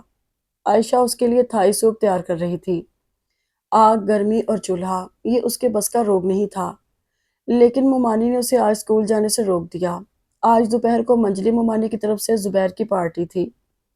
انہوں نے دعوت شاندار بنانے کے لیے ایڑی چوٹی کا زور لگا دیا تھا۔ چھوٹی مومانی اور ان کے مابین ایک خاموش سمجھوتا ہوا تھا۔ چھوٹی مومانی کی رابعہ کو ان کے بھائی نے انہی دنوں مانگا تھا۔ وہ مڈل ایسٹ کی کسی انگلش فرم میں انجینئر تھا۔ انہیں زبیر کی پرواہ نہیں تھی۔ وہ کہتی تھیں عائشہ بھی میری بیٹی ہے، اس کا مستقبل بھی مجھے ہی ٹھکانے لگانا ہے۔ بڑی مومانی کو ویسے ہی زیادہ دلچسپی نہیں تھی۔ مریم کی شادی جمشید سے طے تھی، فاطمہ کا رجحان ادریس کی طرف تھا۔ رہ گئی زہرہ تو خدا اس کی بھی کوئی سبیل پیدا کرے گا۔ رسی کے ایک سرے پر وہ سب تھیں اور دوسرا سرا ہوا میں جھول رہا تھا۔ ماورا چاہتی تو اس کا ایک جھٹکا سب کو منہ کے بل گرا دیتا، لیکن وہ خود منہ کے بل گری آپ اپنا تلاش کرتی پھر رہی تھی۔ سینہ، دیمک وغیرہ باورچی خانے میں جتے ہوئے تھے۔ آج سارا گھر چولہوں کے آس پاس نظر آ رہا تھا۔ مومانی رزق کی مار دینا چاہتی تھی۔ کھانے کی میز پر وہ خود کو ہمیشہ اجنبی سا محسوس کرتا تھا۔ ٹھنڈی ٹھنڈی ٹیوب کی کھلی روشنی، یہاں سے وہاں تک سجی ہوئی میز، سرکہ اور سویا ساس کی مخصوص مہک، سبزیوں کا رنگ برنگا انداز، مختلف سوپ اسے یہاں بیٹھے وہاں کی یاد دلا رہے تھے۔ یہ لونا عائشہ نے بنایا، یہ چکھر دیکھو، یہ ٹیسٹ کرو۔ وہ ڈونگوں ڈشوں کی یلغار سے بکھلا گیا۔ وہ اتنا نابلد نہیں تھا، وہ نمک حرام کرنا نہیں چاہتا تھا۔ اسے گفتگو شروع کرنے کے لیے کسی مناسب جملے کا انتظار تھا، اور بڑی مومانی سے صبر نہ ہوا۔ انہوں نے مٹر اور گاجر سے سجے ہوئے سفید چاولوں کا ڈونگا بھر کر اس کی پلیٹ میں ڈالتے ہوئے کہہ ہی دیا، کیوں بھئی میاں زبیر، اب تو تمہاری چھٹیاں ختم ہونے والی ہیں، پھر کب آؤ گے؟ بار بار آنا جانا تو مشکل ہی ہوگا، ایسا کرو کوئی اچھی سی لڑکی دیکھ کر شادی کر لو۔ اس کا میکہ پاکستان میں ہوگا تو تمہیں خود دوڑا دوڑا کر لائے گی۔ اب اختر میاں کو دیکھ لو، ان کا پاکستان میں کوئی ہوتا تو کیا نہ آتے؟ وہ گلا کھنکانے لگا۔ مشکل گھڑی سر پر آ گئی تھی۔ ہاں، مام اختر نے تو شادی کی ہی نہیں، لیکن مجھے تو کرنی ہے۔ وہ گڑبڑا کر چپ ہو گیا۔ اچانک میز پر سناٹا چھا گیا تھا۔ لوگوں نے اپنے کانٹے پلیٹوں پر روک لیے تھے، ہر کوئی اسے دیکھ رہا تھا۔ وہ اب کیا بولے گا؟ کیمرے نے جیسے اسے فوکس کر کے روک دیا تھا۔ تو پھر کر لو نا، دیر کاہے کی؟ سچی بات، ہم تو تمہاری شادی پر اس عمر میں بھی ناچنے کو تیار ہیں۔ طویل سناٹے میں بڑی ممانی کی آواز سوچی سمجھی دھیمی دھیمی گونج رہی تھی۔ اس عمر میں؟ عمر کو کیا ہوا آپ کی؟ پھر کس سے کر رہے ہو شادی؟ ممانی موقع گنوائے بغیر بولی تھی۔ وہ ایک لمحہ چپ رہا۔ بتاؤ بھئی، میں ماورا سے شادی کرنا چاہتا ہوں۔ بہت سا شور ایک ساتھ بلند ہوا۔ کانٹے چمچے ہاتھ سے چھوٹ کر چھناکے سے پلیٹ میں گرے۔ عائشہ نے شرمانے کا ارادہ ملتوی کر دیا۔ لوگ ایک ساتھ بولنے لگے تھے، اب کچھ نہیں رہ گیا تھا۔ منجلی ممانی آج کا بجٹ انگلیوں پر گرنے لگی۔ صرف بڑی ممانی اپنے حواسوں میں تھی۔ ہاں ہاں، کیوں نہیں، ماورا ہمیں اتنی ہی عزیز ہے جتنی رابعہ، زہرہ وغیرہ۔ لیکن تم ایک بات سے لا علم ہو، تمہیں شاید اختر نے بھی لا علم رکھا ہوگا کہ ماورا کسی ان بیاہی ماں کی بیٹی ہے۔ ہم نے کوئی احساس نہیں دلایا، کوئی فرق نہیں رکھا، لیکن آنکھیں بھی تو بند نہیں کی جا سکتی۔ اکو ان دنوں کوئٹہ میں جاب کر رہی تھی اور واپس آئی تو 3 ماہ کی ماورا ساتھ تھی۔ اکو سے تو بابا دنیا پوچھ پوچھ کر تھک گئی کہ کس سے مانگ کر لائی ہو، لیکن اس نے زبان نہیں کھولی۔ اللہ بخشے، اس قدر لکانے چھپانے کی کیا ضرورت تھی؟ اب وہ ہماری تو کچھ نہیں نا۔ زبیر دونوں ہاتھوں کی انگلیاں پھنسائے خاموش بیٹھا تھا۔ بڑی ممانی ضرب کاری لگتے دیکھ کر بات بڑھانے لگی۔ ابھی تو تمہیں احساس نہیں، اس لڑکی کا نشہ ہی ایسا ہے، تھوڑی دیر کے لیے تو حواس ہی گم کر دیتی ہے، لیکن جب نشہ ٹوٹتا ہے تو تکلیف بہت ہوتی ہے۔ چلو اگر فرض کیا ہم تھوڑی دیر کے لیے ماں باپ کو بھلا بھی دیں، تو بھی تم ماورا کے بارے میں کچھ نہیں جانتے۔ وہ کچھ ایسی ہی سی ہے۔ ضدی تو وہ بچپن سے تھی، اب تو بالکل ہاتھوں سے نکل گئی۔ تمہیں شاید پتہ نہیں، وہ صبح کو نکلتی ہے تو رات پڑے داخل ہوتی ہے، کبھی آتی ہی نہیں اور کبھی کبھی تو 10 10 دن نہیں آتی۔ ساری دنیا ہم پر انگلیاں اٹھا رہی ہے، باتیں کر رہی ہے، اب ہم کیا جواب دیں؟ ہمیں بھی کیا معلوم کہاں جاتی ہے۔ وہ تو مجھے معلوم ہے، میں ساتھ گیا تھا ان کے۔ لوگوں کو سانپ سونگھ گیا۔ کتنی دیر کی نامعلوم خاموشی کے بعد چھوٹی ممانی نے آواز دی، دیمک، یہ برتن اٹھا لو اور قہوہ لے آؤ۔ بڑی ممانی ابھی مایوس نہیں ہوئی تھی۔ وہ سب درست ہے زبیر، لیکن تم ہماری بڑی پیاری نند کے اکلوتے لختے جگر ہو، صرف تم سے مرحومہ کی نسل چلنی ہے۔ اگر تم ہی آپ لوگ انہیں پسند نہیں کرتے؟ وہ بڑی سادگی سے پوچھ رہا تھا۔ ہیں؟ منجلی ممانی برداشت کا دامن چھوڑ کر گرج پڑی۔ یہ پٹی اس حرافہ نے پڑھائی ہے، اے کمینی کو گز بھر کی زبان لگی ہے۔ جی؟ وہ منجلی ممانی کو کھلتے دیکھ کر ہراساں ہو گیا۔ وہی دنیا کے سامنے ٹسوے بہانے بیٹھ جاتی ہے۔ ہم ظلم کرتے ہیں، ہم جبر کرتے ہیں۔ اگر لے جاؤ، کوئی چائے وائے نہیں بنے گی، کسی کو ضرورت نہیں۔ انہوں نے برتن لگاتے دیمک کو دھتکار دیا، کلیجے سے لگا لگا کر رکھا۔ پڑھایا لکھایا، اے اپنے بچوں کے منہ سے روٹی توڑ کر دی، اور میٹھ ہونی نے آج یہ۔ وہ روتی روتی کمرہ چھوڑ کر نکل گئی۔ وہ اس صورتحال کا اندازہ نہیں کر سکا تھا۔ اس کا خیال تھا ایک مرتبہ تو دنیا اس کے ارادے پر جھومی اٹھے گی، جو نہ جھومے تو چپ تو ہو ہی جائیں گے۔ لیکن یہ تکلیفیں، یہ رکاوٹیں، یہ پہاڑ، ایسی سخت نفرتیں، اس نے یہاں تک جا کر کبھی سوچا نہیں تھا۔ سب کا باطن اس طرح نمایاں ہوگا، اندر سے لوگ اتنے کھوکھلے ہوں گے۔ بڑی ممانی بھی مایوس ہو گئیں جب منجلی نے ہی صبر کا دامن چھوڑ دیا تو۔ وہ لمبی واک پر تنہا نکل گیا۔ وہ یوں بھی تنہا رہ گیا تھا، مایوس اور پزمردہ۔ کالونی سے کالی پلی تک کی تنگ اور خاموش سڑک پر وہ اکا دکا ٹمٹماتے بلبوں کی روشنی اور اندھیرے میں خاموش چلتا رہا۔ کالی پلی پر آ کر وہ رک گیا۔ رات کا سناٹا شہر کو نگل چکا تھا۔ چائے اور سموسے والوں کے کھکھے اجاڑ پڑے تھے۔ اس نے کبھی سوچا بھی نہیں تھا اس کا دل چھوٹے شہروں کی طرح یوں بجھا بجھا اور ویران ویران ہو جائے گا۔ کیا حرج تھا اگر وہ کسی اور لڑکی کو پسند کر لیتا؟ یہ اس کا بڑا بے تکا جذبہ تھا جو ایک گھمنڈی سی لڑکی کا غرور توڑنے کے شوق میں اپنا پندار مجروح کر بیٹھا تھا۔ وہ اپنے وطن میں غریب الوطن پردیسیوں کی طرح چھوٹی پلیا پر بیٹھا اندھیرے میں گرنے والے پانی کا شور سنتا رہا۔ وہ بچپن کی ویران دوپہریں اس نہر میں نہا نہا کر گزارتا تھا، وہ جب اس کا کوئی بھی نہیں بچا تھا، نہ ماں نہ باپ۔ وہ یتیم مسکین نانا کے گھر چولہے سے اترتی روٹیاں گرنے آ گیا تھا۔ ان لوگوں میں تب سے اب تک کتنا فرق آ گیا تھا۔ یہی وہ لوگ تھے جو کسی وقت دھتکارنے سے باز نہیں آتے تھے۔ وہ اس دن کی طرح آج بھی تنہا تھا اور اسی پل کے شور میں اپنے اندر کا شور چھپا رہا تھا۔ وہ تاریک رات میں اپنی تنہائی پر ماتم کنا تھا کہ پلیا سے تیز رفتار اور تیز روشنی والی گاڑی گزری۔ اس کے پاس سے گزر کر گاڑی کافی آگے جا کر رکی، تیزی سے ریورس ہو کر واپس آئی۔ پل کے پاس گاڑی کے بریک زور سے چرچرائے۔ وہ اس وقت ڈسٹرب ہونے کے موڈ میں نہیں بیٹھا تھا۔ کسی نے ڈرائیونگ سیٹ سے شیشہ نیچے اتار کر اسے آواز دی، ڈاکٹر زبیر آ جائیے، ہم آپ کو ڈراپ کر دیتے ہیں۔ مخاطب اندھیرے میں تھا، وہ اسے پہچان نہیں سکا۔ اس جگہ کون سا اس کا واقف نکل آیا۔ ڈرائیور نے ہاتھ بڑھا کر اپنا دروازہ کھولا اور سیٹ الٹ کر پیچھے جانے کے لیے جگہ بنا دی۔ زرد روشنی دروازہ کھلتے ہی بجلی کوندے کی طرح چہروں پر لپکی۔ وہ سنبل کا بھائی تھا۔ ساتھ والی سیٹ پر سنبل بیٹھی تھی۔ پچھلی اکیلی سیٹ کے ایک کونے میں ماورا دبکی ہوئی تھی، یا اسے دیکھ کر دبک گئی تھی، جیسے اڑتی ہوئی گرد بارش کے ایک چینٹے سے بیٹھ جائے۔ اس کا سارا غبار اس کھلے دروازے نے دھو دیا۔ وہ کبھی سوچ بھی نہیں سکتا تھا کوئی ایک چہرہ سینکڑوں چہروں کی شکنیں مٹا سکتا ہے۔ سنبل ہمیشہ کی طرح شوق تھی، زبیر بھائی ہمیشہ گانا آپ کو سکھاتی ہوں نا، آج سفر میں ماورا کو سکھاتی آئی ہوں۔ کون بھلا یہ لڑکا، ہائے اللہ کیسا ہے دیوانہ۔ سنبل بھائی کے تنبیہی انداز میں گھورنے پر وہ مصنوعی طور پر سہم گئی۔ وہ کھلے دروازے کی سیٹ میں سما گیا۔ میں ایک شرط پر بیٹھوں گا، میں گھر اترنا نہیں چاہتا، مجھے کہیں دور لے چلو۔ ہائے ہائے یہ تو بہت بے تکلف نکلے۔ سنبل بھائی کے کونے میں سرگوشی کر رہی تھی، جو سرگوشی ہونے کے باوجود بھی بلند تھی۔ پھر وہ پچھلی سیٹ پر گھومی۔ آپ افق کے پار تو نہیں جانا چاہتے؟ دور، بہت دور۔ زبیر اس کی سمت دیکھنا بھی نہیں چاہتا تھا، لیکن غیر ارادی طور پر اس کی نگاہ بھٹک گئی۔ آخر یہ کون لڑکی ہے جس نے اس کی زندگی اتنی آسانی سے تہس نہس کر دی، اور اب کھڑکی سے باہر بھاگتے مناظر کو ایسے غور سے دیکھ رہی تھی جیسے سب کچھ لوٹ کر لے جانے والا باہر کا آدمی ہو۔ ڈاکٹر صاحب یہاں نہ تو لمبی ڈرائیو کا ماحول، کسی برگر ایکسپریس میں بیٹھ کر آپ فاسٹ فوڈ کھا سکتے ہیں، ہاں یہ اسٹیڈیم ہے لمبی چہل قدمی کے لیے۔ وہ خاموشی سے گھاس پر چلتے رہے جو تازہ بھی تھی اور گھنی بھی۔ کوئی کھلاڑی اسکواش کی نیٹ پر پریکٹس کر رہا تھا، کہیں کوک پی جا رہی تھی۔ لمبے چوڑے اس خاموش اسٹیڈیم میں چاند کی روشنی کے علاوہ بیشتر جگہ اندھیرا ہی تھا۔ وہ کسی فیصلے پر پہنچنے کا منتظر 2 قدم بڑھا کر اس کے نزدیک آ گیا۔ مجھے آپ سے بات کرنی تھی۔ وہ بلا جھجک اس سے مخاطب ہوا۔ مجھ سے؟ جی فرمائیے۔ وہ ایسے چونکی جیسے ان کے درمیان ادھوری رہ جانے والی کوئی بات ہی نہ تھی۔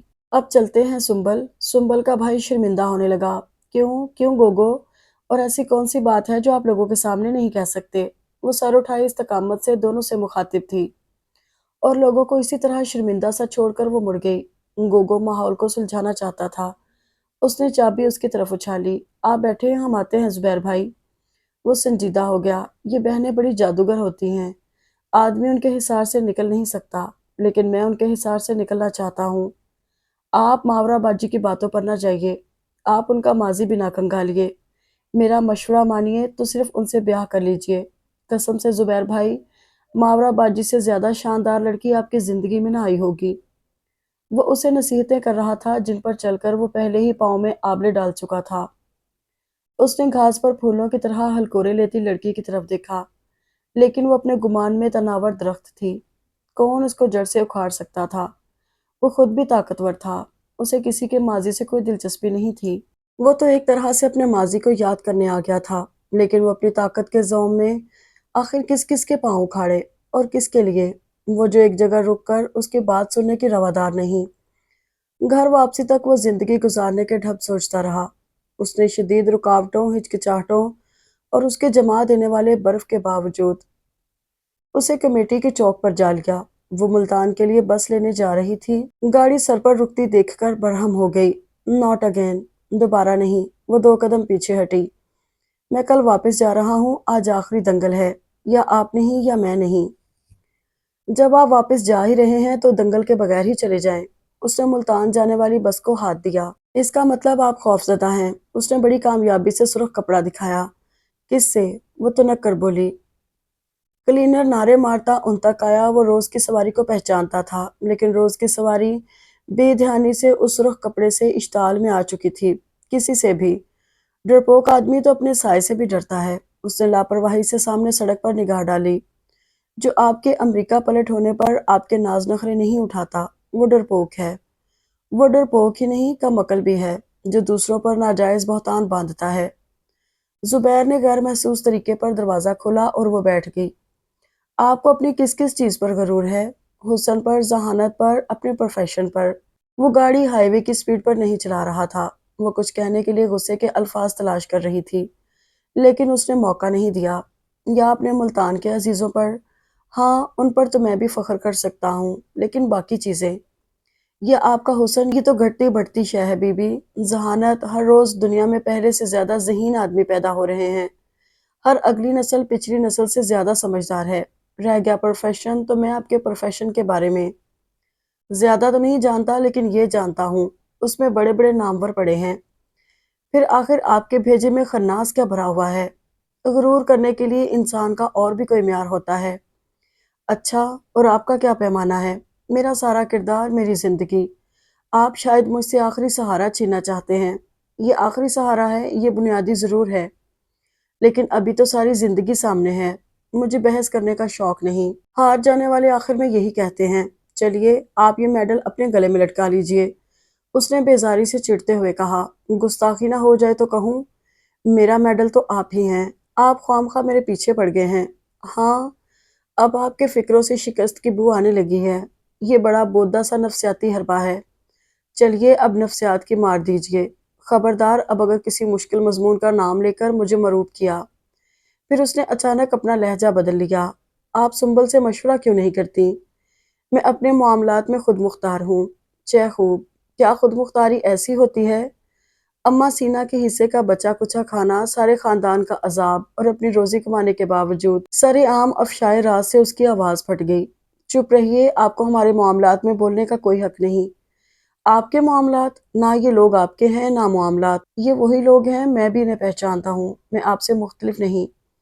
میں انہیں اب تک معاف نہیں کر سکا۔ کیا آپ اتنی آسانی سے معاف کر دیتی ہیں؟ شاید آپ کا ظرف بڑا ہو، لیکن حقیقت یہ ہے کہ یہاں آ کر گھر کا احساس ہونے کے بجائے زخم ہرے ہو گئے ہیں۔ انہوں نے میرا کچھ نقصان نہیں کیا، الٹا میں ہی ان کے نقصان کرتی آئی ہوں، اپنی پیدائش سے کل رات والے واقعے تک۔ حالانکہ اس میں میرا کوئی قصور نہیں۔ آپ نے تو میرا مشورہ بھی نہیں لیا۔ اچھا، اس نے گاڑی راستے کے گھنے درخت کے سائے میں روکتے ہوئے پوچھا۔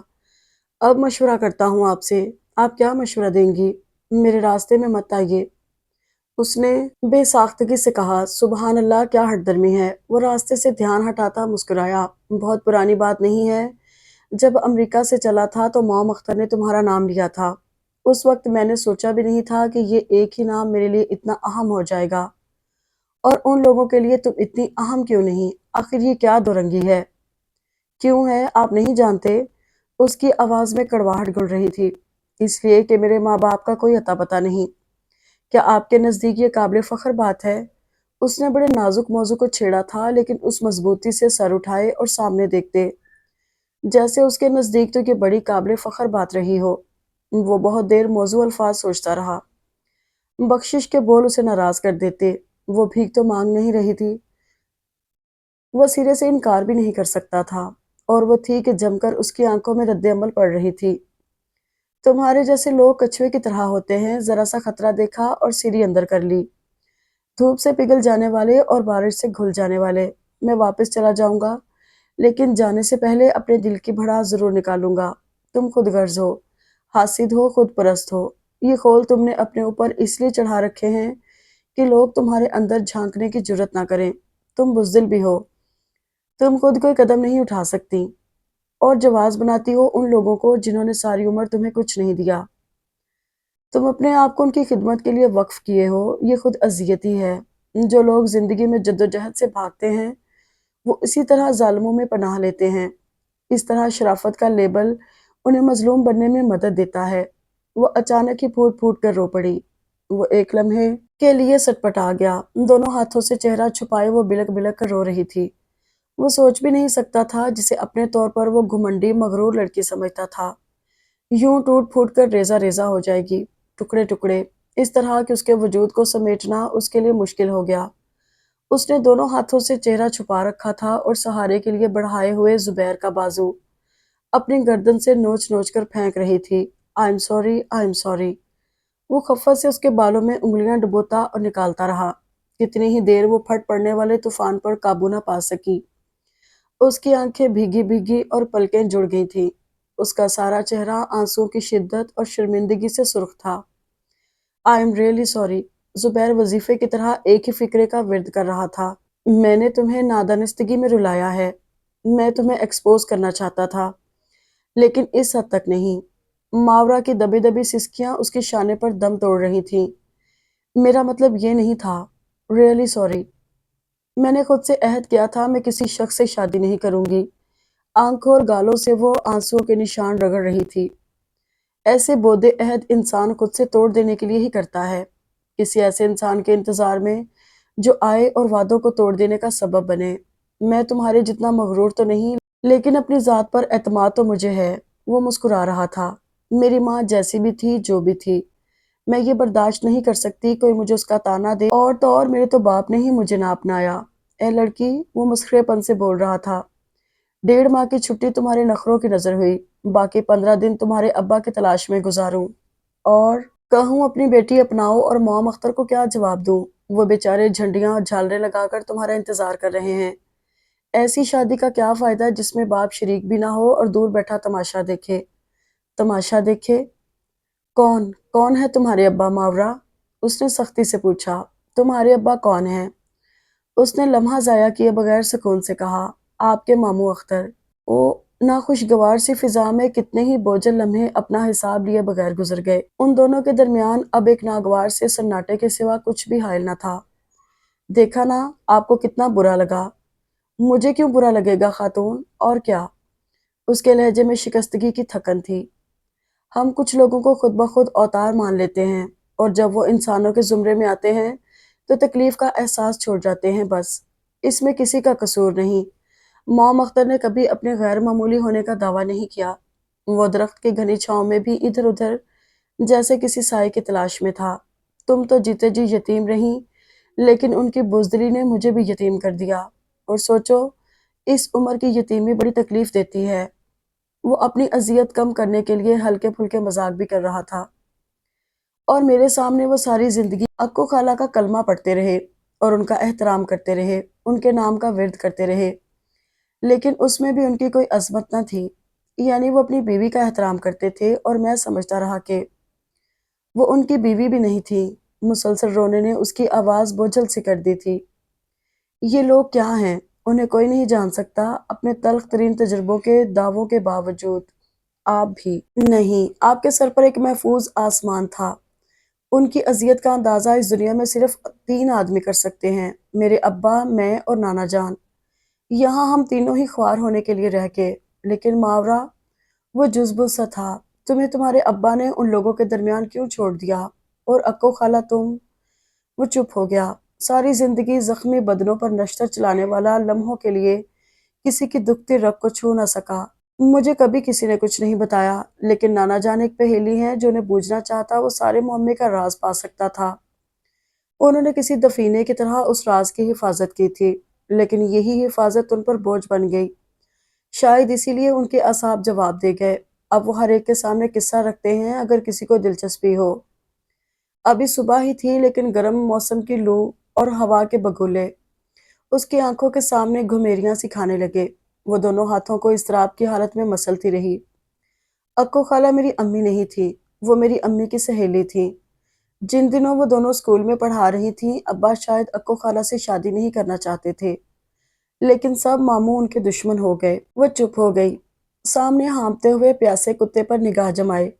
जुबैर ने उसकी आंखों में बार बार बदलता कर्ब देखा था, जैसे वो बात के तमाम मनाजर अपनी आंखों से देख रही हो। सबने उन्हें बहुत समझाया, नाना अब्बा ने, आपके अब्बा ने, लेकिन वो अटल थे। उन्होंने खामोशी से अम्मी से शादी कर ली। उन दिनों वो कोयटा में जॉब कर रही थी। फिर मेरे पैदा होते ही अम्मी का इंतकाल हो गया और अक्को खाला जान पर खेलकर मुझे इस घर में ले आईं। उन्होंने नौकरी वोकरी भी छोड़ दी और लोगों के इस्तफसार का कोई जवाब नहीं दिया। सब समझते थे मैं उनकी बेटी हूँ। कुछ को शुबा था कि मैं उनकी नहीं, किसी और की बेटी हूँ। और लतीफ़ा ये रहा कि असल शख्स पसे पर्दा ही रहा। अक्को खाला ने सारे ज़माने की लान तान भी सुनी, अब्बा की जिलावतनी की जिम्मेदार भी ठहराई गई। اور ان کی تمام تر مایوسیاں ان کے ٹھیکے پر پڑیں۔ وہ اتنی جلدی ختم نہ ہو جاتی تو حالات شاید مختلف ہوتے۔ وہ بہت مضبوط تھی۔ وہ پھر رو رہی تھی اور وہ اسے چھیڑنا نہیں چاہتا تھا۔ اس کے سارے زندہ اور مردہ عزیزوں کی لاشیں اس کے سامنے ڈھیر تھیں۔ گزرا ہوا زمانہ دفن ہو چکا تھا اور آنے والا کربناک لمحہ بے گرو کفن تھا۔ اور اس دن سے جیسے گھر کی تاریخ بھی بدل گئی۔ صدقے قربان جانے والی ممانیاں آنکھیں پھیر چکی تھی۔ خوشگوار کزنز اپنی زندگی میں مصروف ہو گئے۔ کھانا پینا اپنی ڈگر پر چل نکلا اور 2-3 دن ہی میں اسے اندازہ ہو گیا کہ عنقریب اسے سینا کے کٹورے میں کھانا دیا جانے لگے گا کہ موم اختر کی کال اس سے مل گئی۔ غالباً رات کے 2 یا 2:30 بجے تھے۔ مراد کو اٹھ کر اس تک اطلاع پہنچانا کافی ناگوار گزرا۔ ممانی کی نیند میں بھی خلل پڑا۔ وہ بڑبڑانے لگی۔ موم اختر کی بات شروع ہونے سے قبل زبیر نے آغاز کر دیا۔ کیا یہ ممکن نہیں ماورا کی رخصتی کے لیے آپ خود آ جائیں؟ کیونکہ وہ ٹھٹکا۔ وہ اتنا منہ پھٹ نہیں تھا۔ کیونکہ بیٹیاں باپوں کے سائے میں رخصت ہوں تو اچھی رہتی ہیں۔ وہ موم اختر سے کسی انتہائی رد عمل کی توقع کر رہا تھا لیکن انہوں نے سکون سے کہا، اچھا تو تم نے ماورا ہی چنی ہے، مجھے معلوم تھا۔ آپ کو پتہ ہے اس کے سوا اور کون ہو سکتی تھی؟ موم اختر نہ چاہتے ہوئے بھی شکایت کے لفظ اس کے منہ سے نکل گئے۔ وہ اتنی دیر چپ رہے کہ زبیر کو گمان گزرا لائن کٹ گئی ہے۔ میں پہلی فلائٹ سے پہنچ رہا ہوں زبیر، ہر معاملے میں حوصلہ مندی سے کام لینا۔ انہوں نے لمبی بات مختصر کر کے ختم کر دی۔ اس صبح آسمان سے گرد و غبار مدت بعد چھٹا تھا۔ نیلا نیلا چمکدار آسمان کسی نومولود کی آنکھ کی طرح معصوم اور شفاف تھا۔ بڑے ماموں سے کوئی بات کرنا چاہتے تھے لیکن تکلف اور لحاظ مانے تھا۔ وہ بات چھیڑتے اور ختم کر دیتے۔ منجلے ماموں کی نگاہ اس پر جمی ہوئی تھی۔ وہ جو بڑی دیر سے کوریڈور میں اسے تیز قدم اٹھاتی رکھتی ماورا پر دھیان دیتا لگ رہا تھا۔ چھوٹے ماموں میں کبھی لحاظ نہیں تھا۔ انہوں نے ہی بات شروع کی۔ میاں وہ بھابیاں کچھ کہہ رہی تھیں کہ طارق وغیرہ کے فائنل نزدیک ہیں۔ اگر تم یہ کمرہ خالی کر کے کہیں اور شفٹ کر لو اور پچھواڑے والا سیٹ بھی کر دیا کسی بہن نے تو، اور ہاں تم اپنے چچا کے ہاں نہیں جاؤ گے، وہ تمہیں بہت پوچھتے ہیں، کچھ دن رہ آتے ان کا دل بھی خوش ہو جاتا۔ عنقریب میں یہاں سے چلا ہی جاؤں گا ماموں، موم اختر کل پرسوں پہنچنے والے ہیں۔ اختر، انہوں نے باری باری ایک دوسرے کی طرف دیکھا۔ وہ سٹ پٹا سے گئے تھے پھر چھوٹے ماموں نے ہی فکرے سنبھالے۔ اختر کو کیسے یاد آ گئی؟ وہ تو بھول ہی بیٹھے تھے ہمیں۔ جی میں نے خود انہیں بلایا ہے، وہ میری شادی کروانے کے لیے تشریف لا رہے ہیں۔ منجلے ماموں سچ سہنے کے عادی نہیں تھے۔ وہ جھلا گئے۔ اللہ رکھے تمہارے چچا ماموں کو۔ یہ میاں اختر کس گنتی شمار میں ہیں؟ بھئی تمہارے کوئی بزرگ ہیں تو ہم۔ یہ اختر ہی تمہارے سب کچھ ہو گئے اور کچھ نہیں تو نانا بھی تو ہے۔ نہ صحیح حواس نہ صحیح عقل، زندوں میں تو تم ان کا شمار کرو گے نا۔ مجھے آپ سب کی بزرگی پر لمحہ بھر کا بھی شک نہیں، اس نے باادب اٹھتے ہوئے کہا۔ میرے مختار، میرے بزرگ، میرے عزیز رشتہ دار سبھی کچھ آپ ہیں۔ لیکن موم اختر دوسری پارٹی کی طرف سے شرکت کے لیے آ رہے ہیں۔ وہ کھڑا ہو گیا تھا، ٹھہرا نہیں۔ اگر ٹھہر جاتا تو وہ پلک جھپکتے میں گیٹ پار کر جاتی۔ اس نے لمبا سا صحن تیز قدموں سے پار کرتے اسے جا لیا۔ میں یہ خبر سب سے پہلے تمہیں سنانا چاہتا تھا، لیکن چند لوگوں کی ضد کی وجہ سے باسی ہو گئی۔ موم اختر عنقریب تمہیں رخصت کرانے اور تمہارے سر پر ہاتھ پھیرنے آ رہے ہیں۔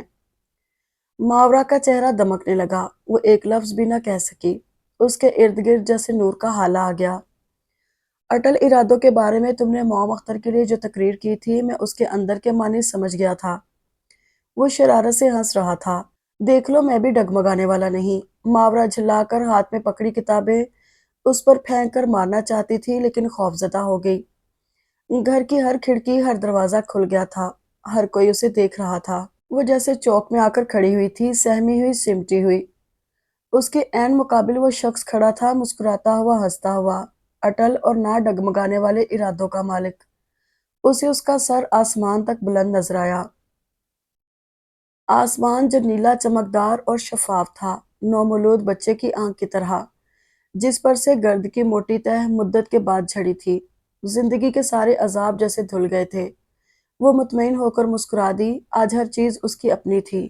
اگر آپ کو یہ ناول پسند آیا ہو تو کمنٹ باکس میں ضرور بتائیے گا اور چینل کو سبسکرائب اور لائک ضرور کیجیے گا۔